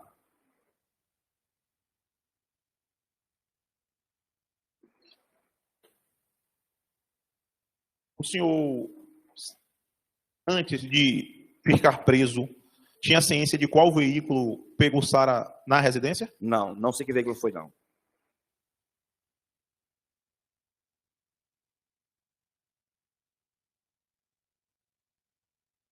O senhor conhece André Santos de Jesus, que é um pastor da Igreja Batista Ministério da Palavra, em Dias d'Ávila? André, não estou conhecendo esse nome, não. Ele fala aqui que teria contratado Sara Mariano para 4 eventos, no mínimo, na igreja dele aqui nesta cidade. O senhor teve ciência da participação dela nesses eventos? Quer saber o ID, doutor? Quer saber, eu faço. Pastor André, eu tô quase assimilando o nome da pessoa. Eu estive com ela aqui em Dias d'Ávila, numa igreja, umas 4 vezes mesmo, numa igreja aqui em Dias d'Ávila. Ele chega a dizer aqui que ela tinha um hábito de postar nas redes sociais a igreja e o nome do pastor que ela iria cantar no dia. Inclusive, fazia divulgação nas redes sociais dela. Ela tinha esse hábito de divulgar para onde estava indo, como seria o evento, a festividade na igreja? Divulgava. Inclusive, ela postou o cartaz desse evento que ela ia cantar aqui em Dias d'Ávila. Ela postou no story dela a foto do cartaz, com o nome da igreja, com o endereço da igreja, com o horário do culto. Ela mesmo postou isso no story dela. Desculpe a minha ignorância, Aderlan, mas só para esclarecer, essa igreja que você frequentava, que eu não sei, e a Sara também, é a igreja neopentecostal? Isso. O senhor conhece o seu Júlio da Silva Rei Júnior, pastor? Júlio? Da igreja quadrangular Garcia Dias d'Ávila? Não.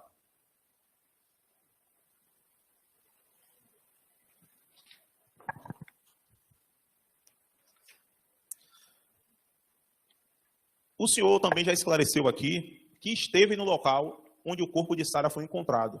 Esse local era próximo às margens da rodovia ou teve que andar bastante para se chegar até esse corpo? Era pertinho, bem pertinho da pista. Quando o senhor chegou ao local, esse corpo estava em algum buraco, tinha cavado algo Não. ou estava...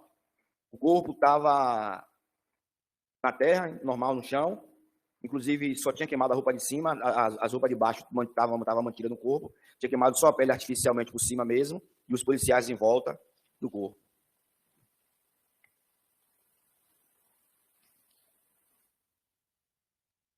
Segundo consta aqui, Aderlan, dia 27, você voltou a ser ouvido na delegacia de Dias d'Ávila. Sabe dizer o motivo do delegado voltar a lhe ouvir? Não, dia 27, não. Você sabe dizer se nesse dia você estava acompanhado de advogado? Não, em nenhum momento que o delegado de Dias d'Ávila colheu meu depoimento, eu não tive um advogado por perto. Você chegou a pedir para ligar para seus pais para informar da sua prisão? Pedi para ligar para minha mãe, ele não deixou. Ele dizia o motivo que não ia ligar para seus pais? Não, só não deixou ligar para minha mãe. Eu pedi para ligar para minha mãe, ele não deixou. Eu só tinha o contato da minha mãe na minha mente. Você chegou a sofrer algum tipo de ameaça de cortar seu cabelo dentro da delegacia? Sofri pelo policial, disse que ia cortar meu cabelo, disse que ia me botar no rádio estrupador, falou várias coisas. Falou que eu ia morrer de AIDS na cadeia, que era para eu dizer como eu matei ela, sendo que eu não tinha matado, que ia depender do meu depoimento que eu falasse para ele, seria o lugar para onde eu iria. E aí foi na hora que o delegado bateu na mesa, e disse que ia sair para beber água, e quando voltasse, era para eu dizer exatamente o que ele queria. Foi na hora que os policiais me quebraram no pau e falaram assim, ia falar tudo que o delegado quer ouvir. E o delegado disse, eu vou me promover em cima do seu caso. Essa assinatura aqui é sua? É. Segundo consta aqui, você só teve acesso ao advogado no dia 28 2 dias após estar preso em delegacia de polícia. Você confirma isso? Exatamente.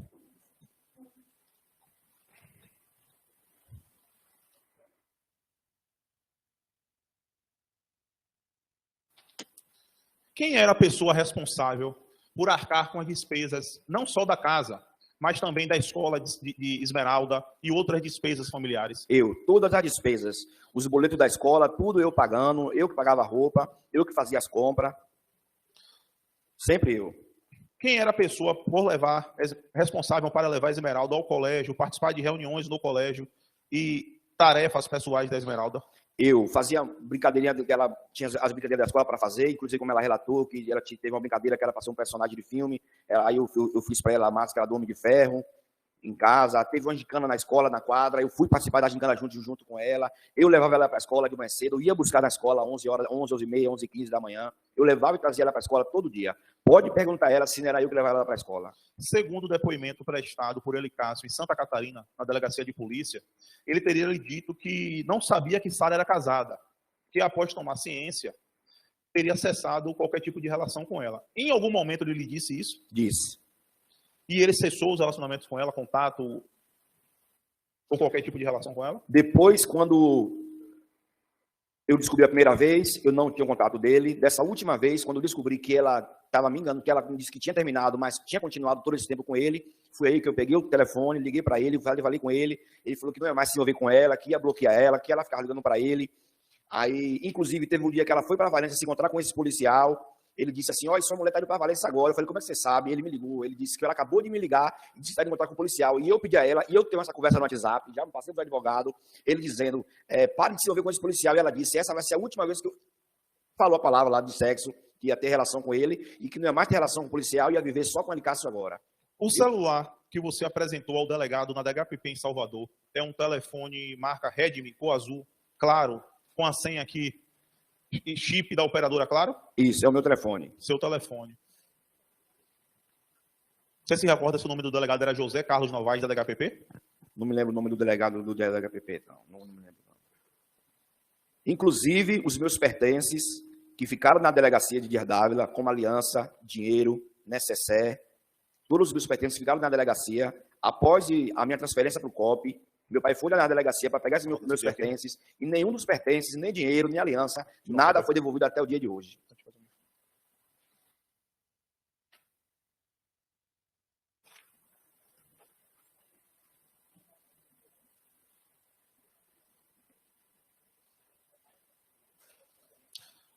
Você já mandou algum áudio para a Soraya, questionando a ela sobre relacionamento extraconjugal de Sara? Não.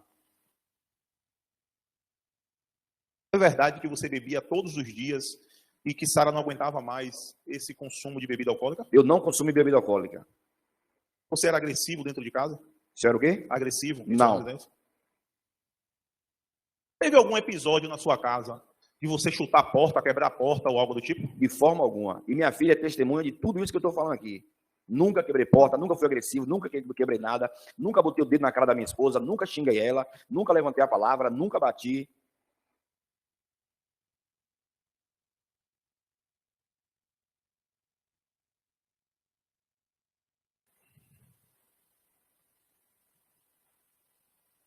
Você se recorda se foi apresentado algum relatório de transcrição de conversas ou de depoimentos prestados em delegacia ou de áudios que você teria enviado para você assinar em delegacia?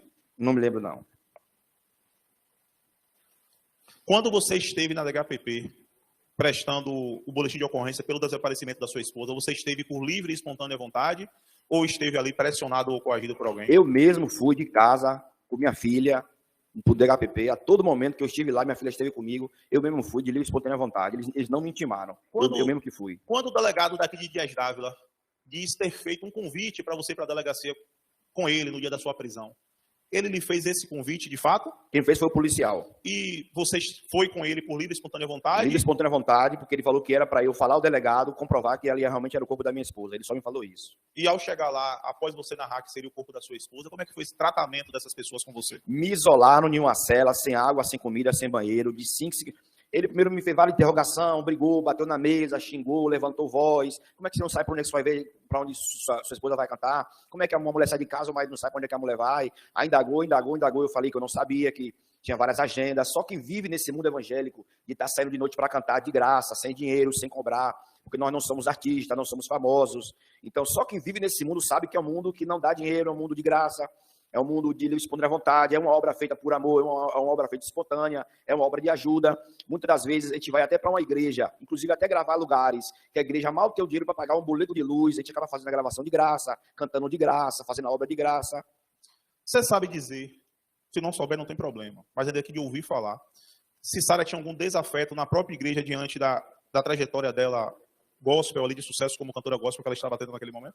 Tinha, inclusive ela tinha brigado com a enteada do pastor. De qual pastor? Pastor Raimundo José. Elas brigaram dentro da igreja e por isso fomos forçados a sair da igreja, porque ela brigou dentro da igreja com a filha do pastor, com a enteada do pastor. Você sabe inclusive ela pediu e disse que ela me pediu todo jeito, que era para arrumar um bandido, um ladrão, que ia arrumar um dinheiro, que ia pegar um dinheiro na mão de um agiota para mandar matar a filha do pastor, que a filha do pastor tinha batido nela. E foi uma loucura. Até acalmar as coisas, a gente ia para a igreja e eu chamava o pastor e falava, não tem mais quando eu congregar aqui, porque está tendo muita desavença entre minha esposa e sua enteada, e aí cada um seguiu o seu caminho. E ela mal tinha oportunidade na igreja, porque ela tinha essa briga com a enteada do pastor. Teve alguma situação de você comprar arma de fogo na mão de uma pessoa de vulgo queimado ou de alguma outra pessoa? Não. A única arma de fogo que eu peguei foi quando eu fiz curso de vigilante pela EBF. Fora isso, nunca toquei numa arma de fogo. Ou quando eu trabalhei como vigilante em banco, aí eu portava uma arma de fogo. Fora isso, eu nunca toquei numa arma de fogo. Nem comprei, nem nunca quis comprar.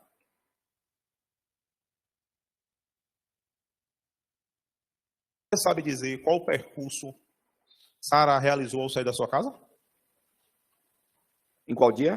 No dia que ela saiu, supostamente, para esse evento Outubro Rosa, que você não... Eu só sei que ela saiu vindo para Dias d'Ávila. Ok.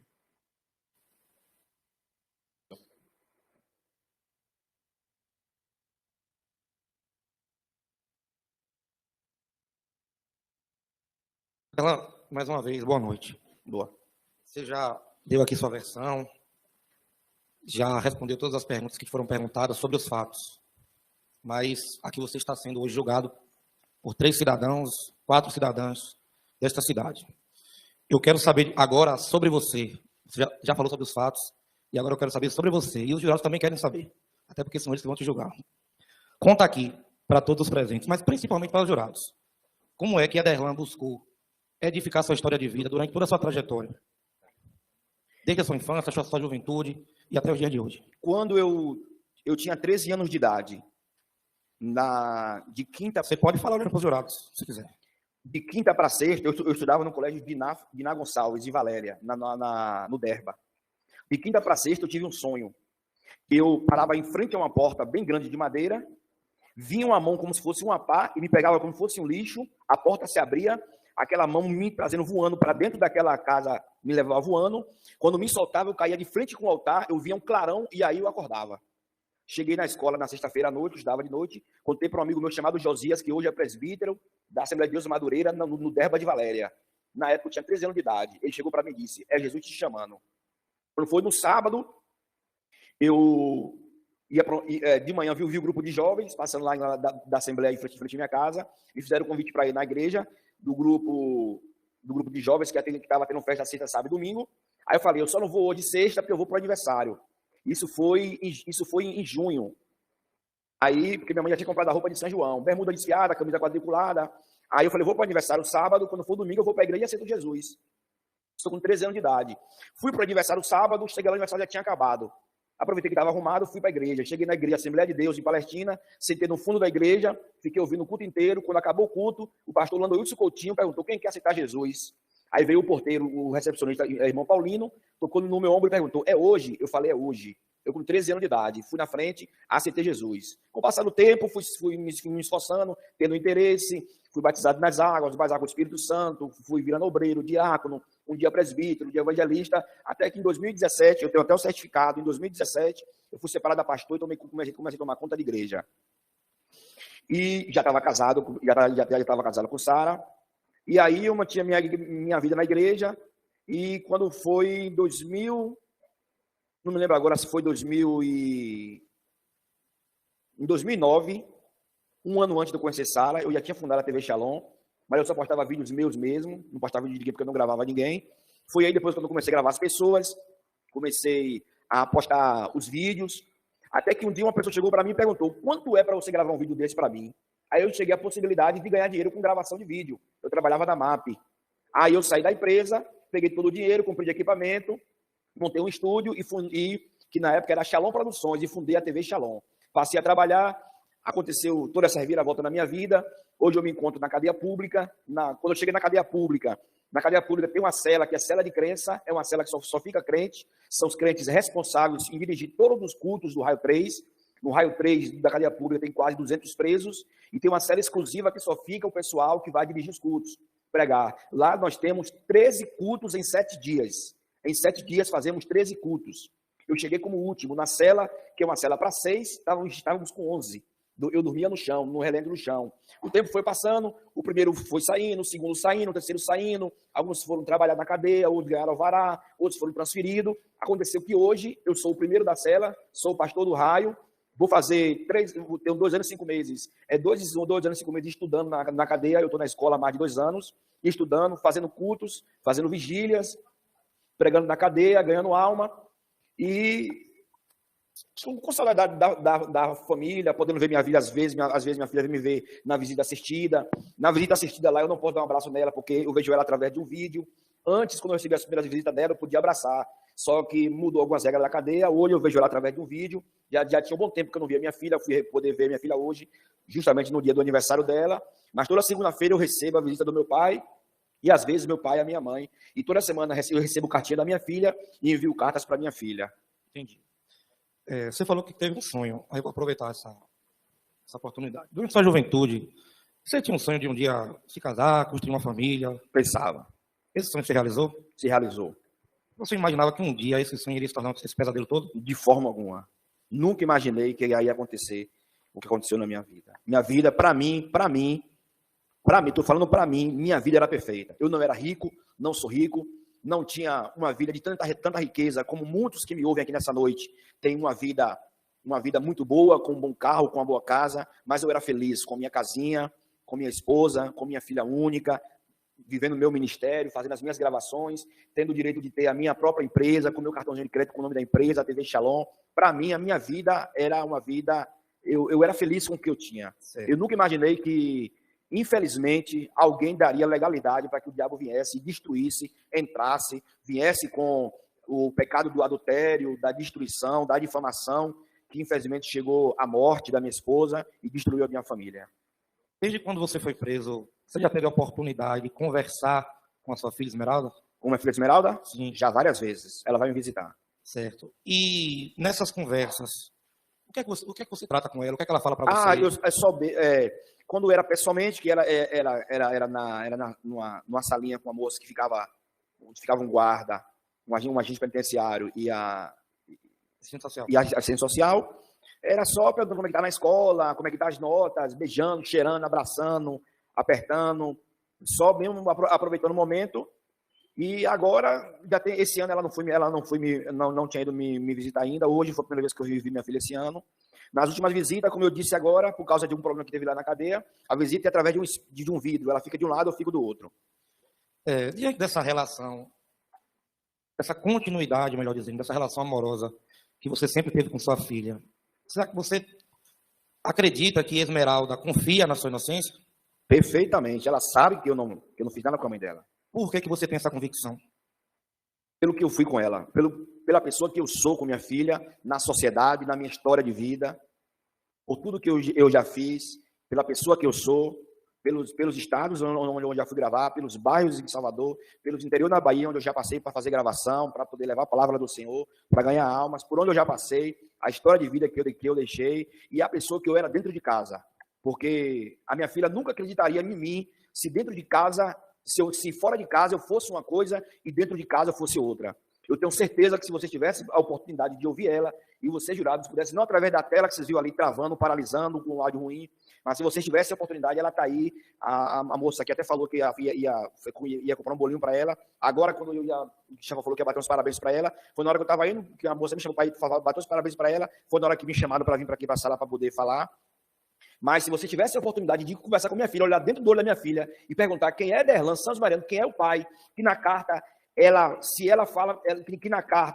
se ela fala pai, ela fala poucas vezes, ela fala herói, ela liga na rádio. Tem uma rádio na FM, na Rede Aleluia, de segunda a sexta, 9 horas da noite, tem um programa chamado Momento do Presidiário, na Universal. Minha filha liga quase todos os dias para me dar boa noite, liga na rádio, diz que eu sou herói da vida dela, diz que me ama. Todo dia minha filha liga na rádio, fora as cartas que eu recebo dela toda segunda-feira. Então, ela acredita em mim porque ela sabe a pessoa que eu sou. Se eu não fosse a pessoa que eu estou dizendo que eu sou, com certeza a minha filha ela não teria tanta fé, ela não acreditaria tanto em mim da forma como ela acredita. Entendido. Diante desse seu relato, eu não tenho mais perguntas, não. Obrigado. Excelência, finaliza. Depois entrega a palavra, depoimento está encerrado. Sanitária? Alguém quer? Eu quis. Desculpa, eu fui na frente. Vamos.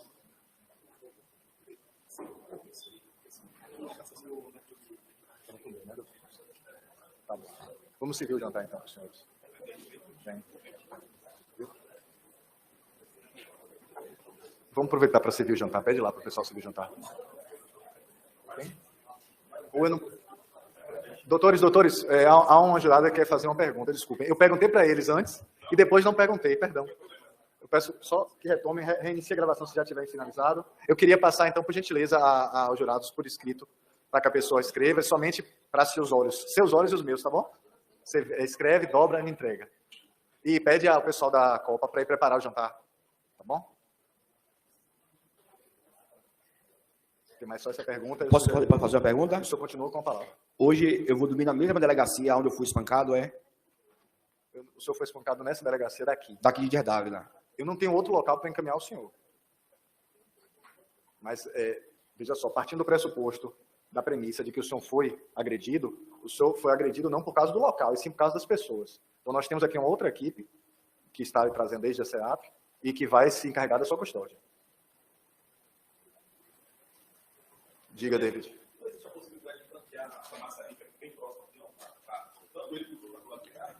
Doutor, eu não tenho como tomar essas decisões sem ouvir os encarregados da escolta. Entendeu? Eu nem sei se eles vão trazer a ideia deles, eu estou presumindo que o plano deles é deixá-lo aqui. Mas eu nem sei se eles não são obrigados a retornar.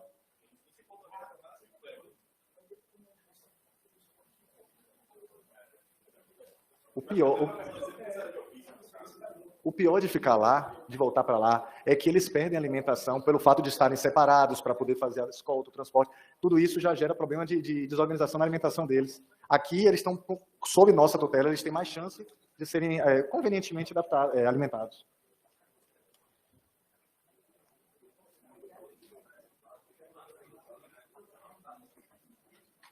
Certo. Pode fechar a porta para a gente dar continuidade? A defesa de Derlan está aí presente toda, né? Foi a pergunta que foi feita. Nós nem chegamos a interromper. Eu tinha interrompido só a minha, as duas estão gravando, nem sabia. Aqui a gente não chegou a parar, tá? A pergunta é a seguinte. Nessa sua história de vida com a senhora Sara, havia algo que o senhor hoje, observando retrospectivamente, ou seja, do presente para o passado, o senhor teria feito errado? O senhor teria feito diferente? Algo que o senhor hoje considere, isso daqui eu errei, ou que isso daqui pelo menos eu poderia ter feito diferente? Não teria contado meu problema para a pessoa que eu contei. Mas assim, eu falo na relação sua com ela. Não. Nada o senhor faria diferente? Não, a minha relação era perfeita. Continuaria perdoando ela e pedindo para que ela ficasse, para que a gente mantesse a nossa vida em paz, como a gente era sempre. Só um instantinho. É porque vaza, é só isso. Certo, entendi. Eu acho que isso responde, não é isso? Responde? Pronto, então agora podemos dar para encerrar o interrogatório dele. Vamos servir o jantar, tá? Para os doutores que estão aqui passando mal, para a gente seguir com os dois interrogatórios logo depois. Davidson, diga. Vocês vão ter que sair para...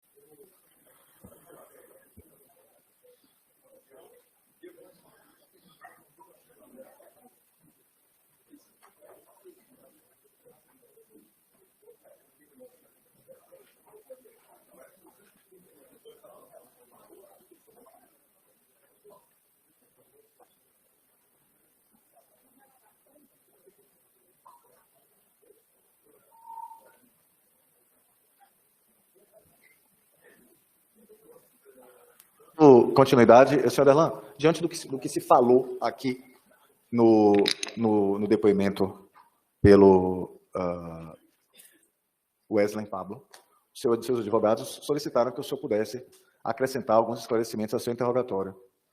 Eu permiti, estou passando a palavra diretamente a eles, e lhe antecipo o que antecipei a eles.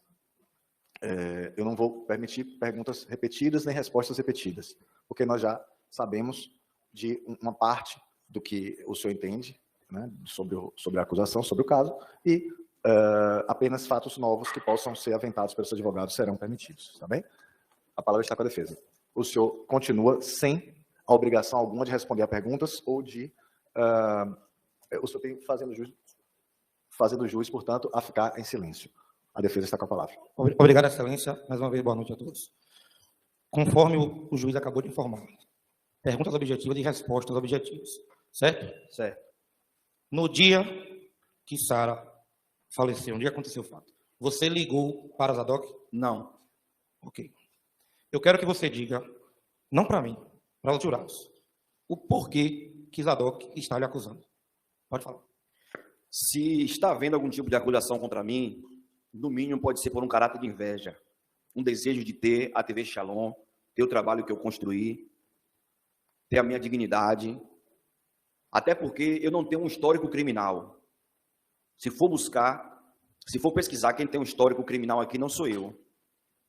Então, por algum motivo ele deve estar me acusando, deve ser para galgar, ter alguma coisa que eu tinha, ter a propriedade de assumir os meus negócios, porque eu não tenho nenhum tipo de histórico criminal para cometer nenhum tipo de crime. Pois não. Doutor, o senhor continua com a palavra. No dia que Sara saiu para fazer o evento, que foi no dia que ela foi assassinada, Zadok, esteve na porta da sua casa ou na sua rua para conversar com você? Não.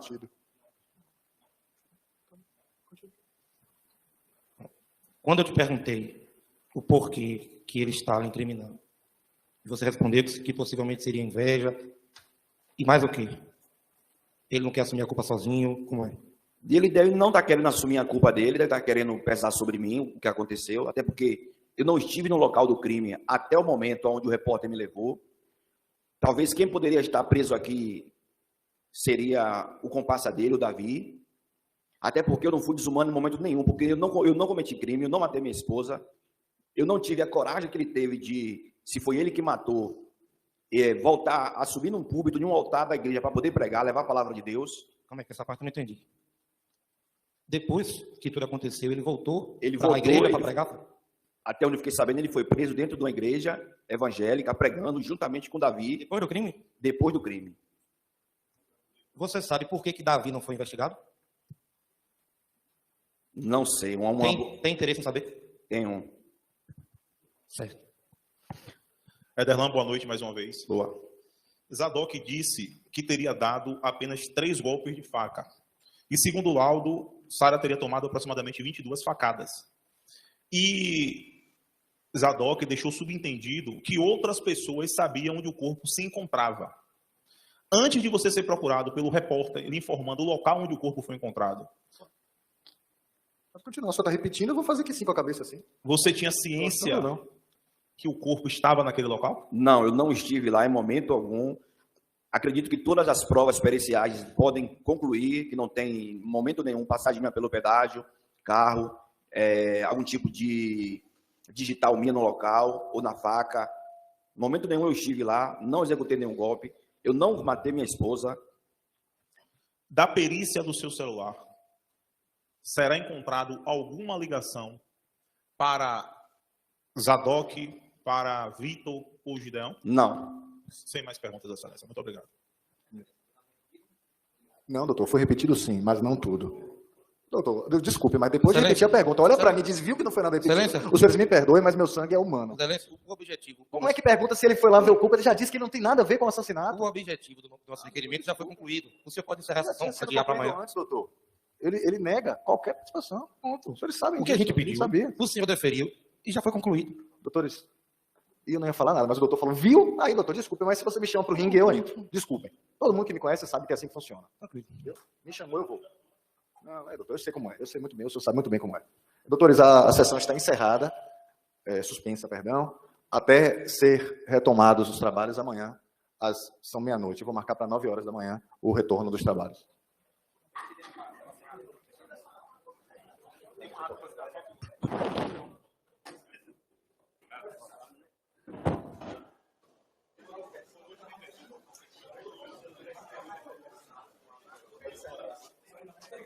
Pode sentar aqui, por gentileza.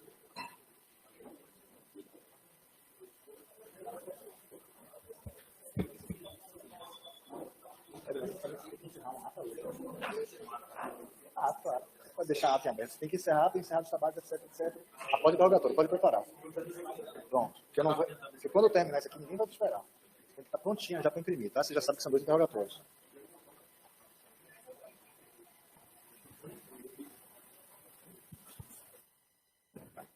Dando então, pode iniciar a gravação. Dando então reinício aos trabalhos. Senhor Wesley Pablo.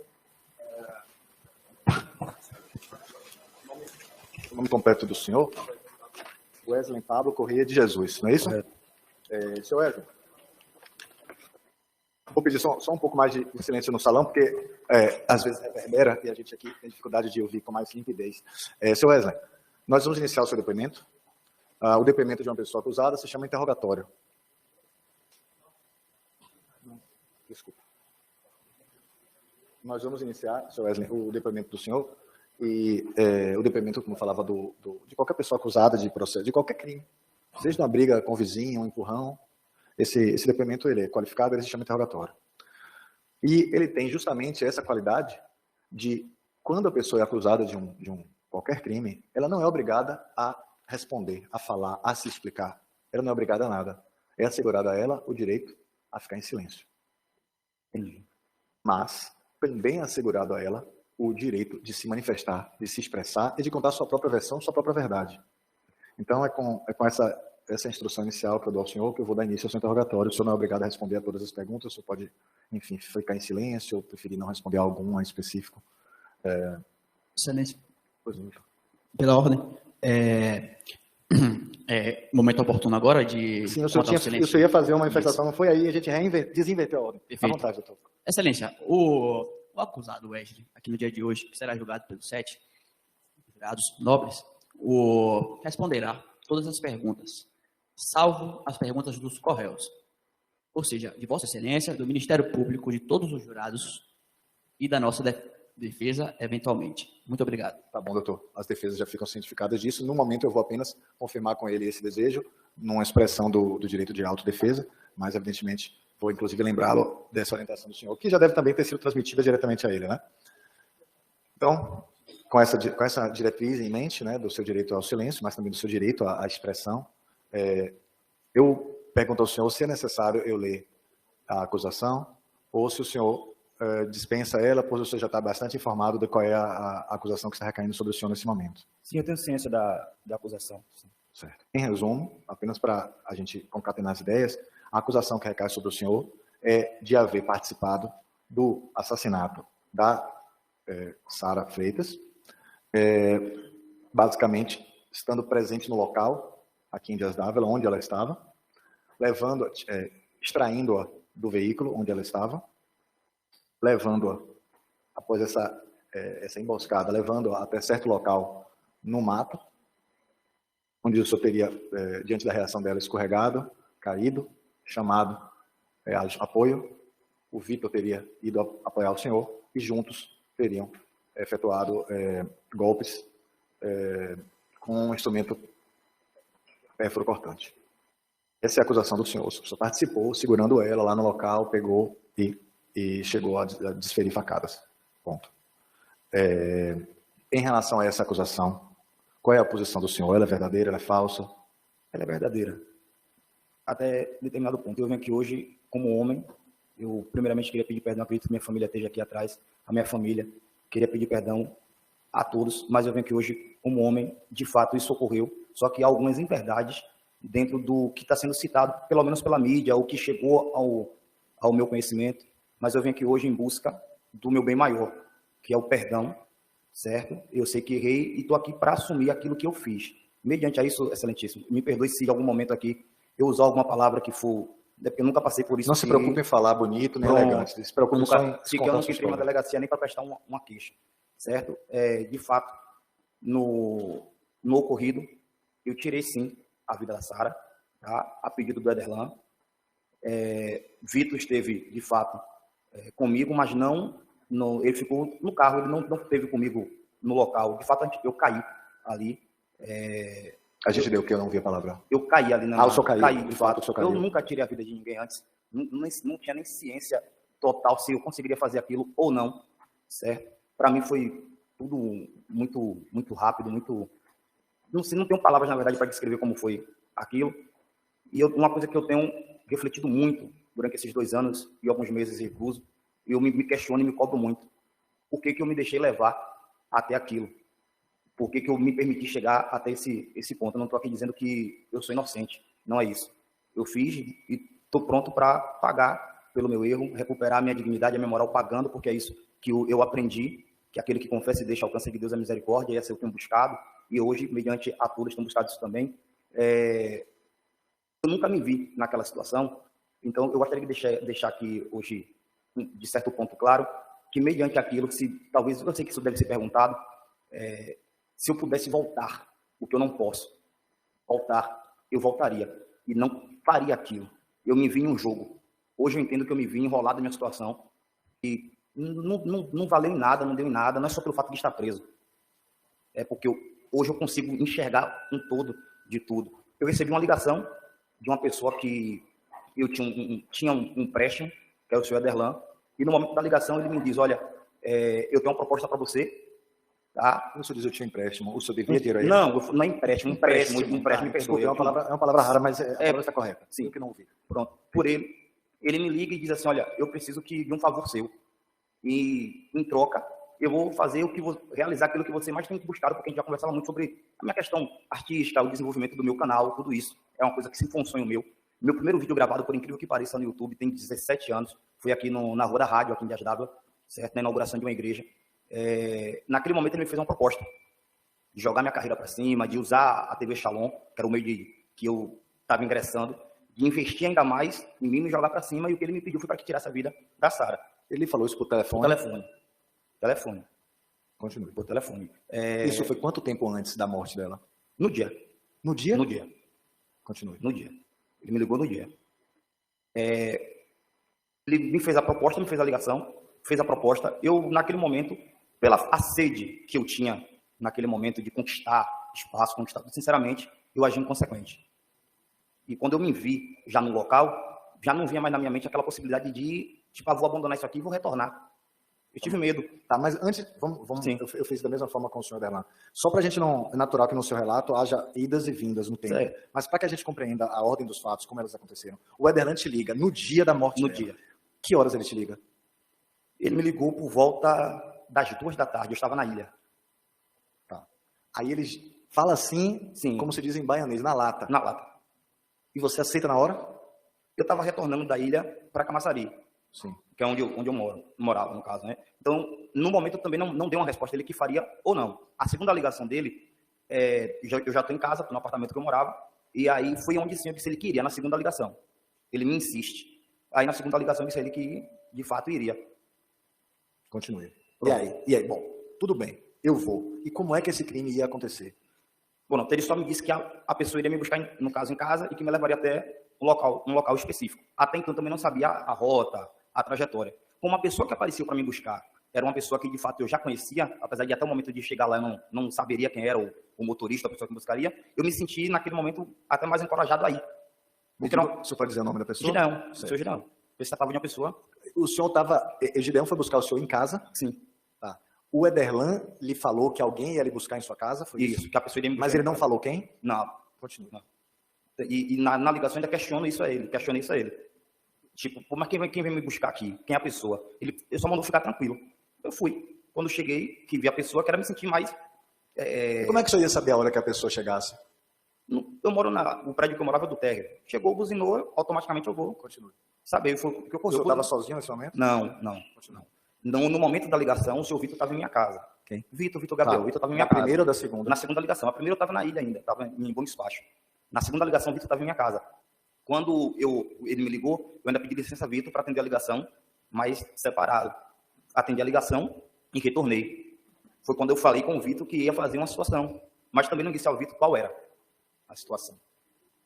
Tá, certo? Vitor, eu gostaria de deixar isso aqui em partes. O Vitor foi comigo no carro, mas até então, o Vitor não sabia do que se tratava. Eu também no momento, não quis falar com medo da reação, dele poder ligar, dele qualquer coisa do tipo. Somente no momento, até porque até chegar no local, até realmente, nem eu tinha certeza se ia ter coragem de... Mas o plano consistia em matar ela como? Ele não me disse, mas de um jeito com de que outro. instrumento? Eu levei uma faca. O senhor levou a faca? Levei uma faca. O senhor, Vitor, sabia dessa faca? Não, estava na bolsa. Tá. O senhor levou muda de roupa também? Como? Levou muda de roupa? Não tem. Consta nos autos? Depois eu vou repercutir com o senhor algumas coisas que constam do processo. Pronto. Mas só para o senhor ter a oportunidade. Pronto, muita coisa do que consta, eu acho que também é sabido de todos, que teve acesso, no caso, aos autos. Eu tinha um advogado, que não é a minha mesma defesa de hoje, e eu fui instruído pelo meu advogado naquele momento a contar uma outra história ali que seria favorável, segundo ele falou. Mas após, e eu acredito que o delegado doutor Elvaldo, que estava na frente, ele é testemunha disso. Minha mãe me pediu para que eu fosse com a verdade. E a pedido da minha mãe, a reconhecimento de tudo que eu aprendi nos longos dos meus anos dentro do Evangelho, eu vim hoje com a verdade, não com a história que me foi dada para contar até aquele período. O senhor não vai, já que o senhor está sendo tão franco, e o senhor, vamos dizer assim, o senhor já admitiu a coisa mais grave, que é ter tirado a vida de uma pessoa. Bom, há alguns detalhes que não estão batendo, certo? Tá? Depois, não se zangue comigo, mas eu vou ter que comentar eles com você, tá certo? Mas pode continuar. Minha questão trêmula aqui é por causa do frio. Pode desligar aí o ar-condicionado, por favor? Fique tranquilo.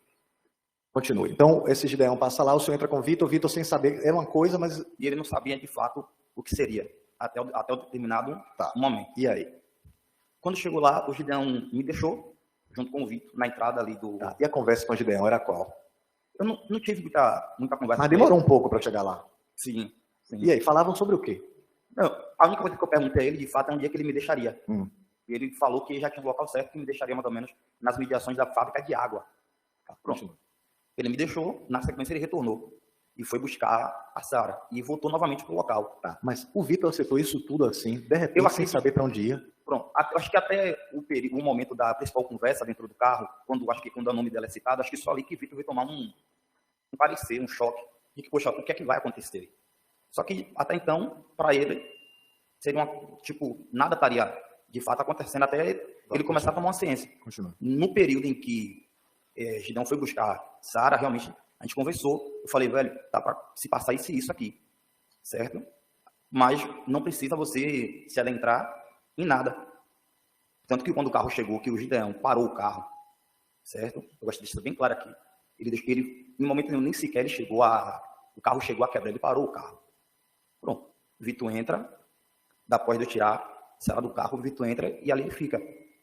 Só que quando eu tirei, ela tentou correr, no que ela tentou correr, me derrubou. Caiu ela ali para aquela parte de baixo ali, que foi onde, infelizmente, ocorreu o fato. Eu retorno para o carro, depois sim, a gente segue viagem de volta, sentido Valéria, sentido Salvador, a gente segue viagem. Nesse momento, é que ele me perguntam dentro do carro, ambos perguntam, o que de fato tinha, se tinha ocorrido ou não, o que de fato tinha ocorrido. Eu respondo, não, eu acredito que ela esteja morta. A gente seguiu viagem. Até então, nem eu tinha a certeza, a convicção de que ela teria morrido ou não. Certo. No laudo necroscópico, se declara que foram detectadas 22 facadas. Todas as 22 facadas foram desferidas pelo senhor. Eu vim com a verdade. Foram 3, certo? Porém, não é só eu, essa pessoa aqui, que sabia aonde o corpo estava. Se alguém possivelmente possa ter ido lá. Quem mais sabia? O marido sabia. Até porque quem definiu o local foi ele. O senhor sabe. Só estou sendo franco com o senhor, tá? Porque o senhor disse que veio falar a verdade. Sim, senhor. Até se o senhor disser, doutor, não quero conversar, a gente nem fala. Não. Eu esperei 2 anos por isso. 3 ou 22 facadas. Dá no mesmo. Eu sei disso. Porém, eu estou falando que, da minha parte, foram 3. Tá. Eu não vou pressionar o senhor. Só estou dizendo assim que... Pronto. Eu não tenho nenhum tipo de, como posso dizer, de insulto que apague a minha memória ou algo do tipo. Então, até que me conste, que eu me lembre, foram 3. Tá. Nunca 22. Pode ter sido 4, mas 22 nunca foram. não da minha parte. Quem mais sabia onde o ponto exato seria? Davi Oliveira, até o presente momento, no caso, Davi Oliveira, Gideão, que fez a viagem, Ederlan, que, de fato, ele escolheu o local, até porque foi lá que a gente foi deixado e depois buscado, e daqui sabe o local, e eu e o Vitor só ficou sabendo, de fato, do local no momento da chegada.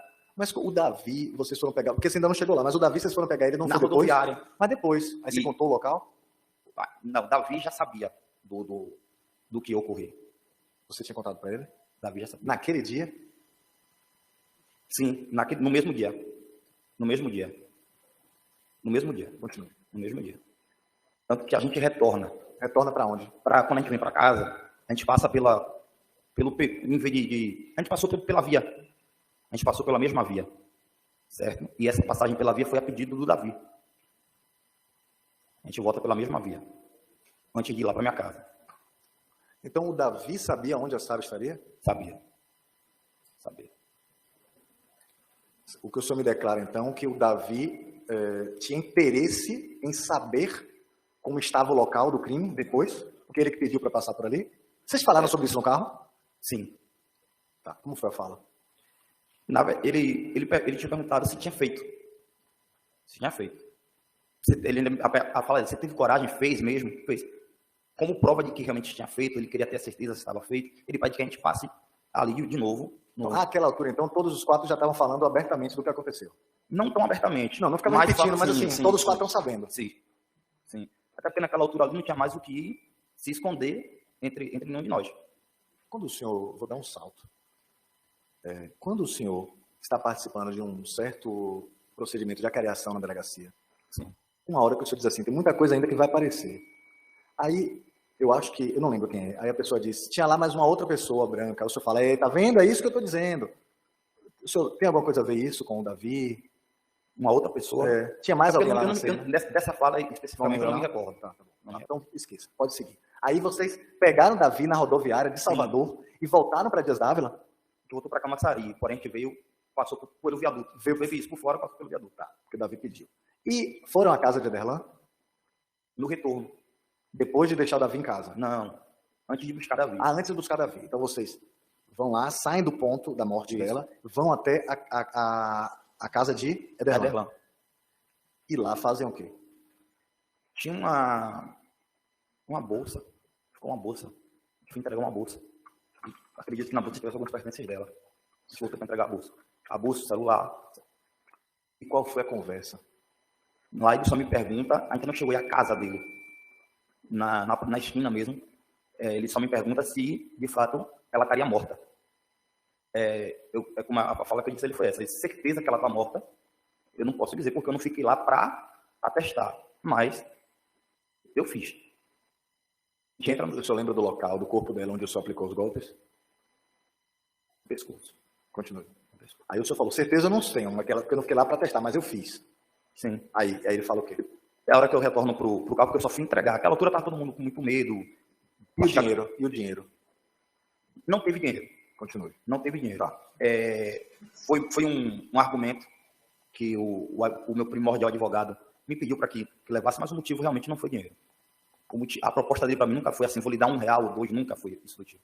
Ele de fato me fez uma promessa e ele tinha poder com a TV Shalom para isso, de botar de fato a minha carreira, até porque muitos lugares que eu pus os pés para cantar, para me apresentar, foi através dele, de fato. E ele tinha poder para me botar em muito mais eventos, muito mais lugares.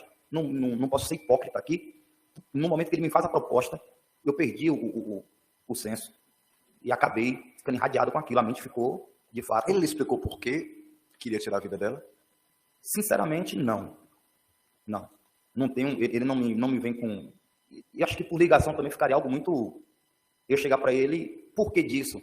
Sendo que ele está me fazendo uma proposta. Não, mas já que eu sou tocando no assunto, a ligação, você podia matar minha mulher também? Se a gente parar para pensar, não faz sentido que a pessoa vai aceitar uma oferta dessa. Mas ele me faz uma proposta. A proposta dele está feita. E não, velho, eu posso... Primeiro vem a promessa, né? Eu posso lhe botar sua carreira para cima, mas eu preciso de um favor. Qual o favor? Ou eu preciso que você mate a vida de Sara, tire a vida de Sara. Pronto. Naquele momento me veio muito questionamento na mente. E a rádio dele, a TV dele era tão poderosa assim, a ponto de fazer você meio que brilhar na sua mente, você perdeu as estribeiras? Pronto. Antes de eu gravar meu primeiro vídeo na TV Shalom, eu já vinha cantando, gravando coisas mais simples. e nunca tinha saído do parâmetro, posso dizer assim, Bahia. O máximo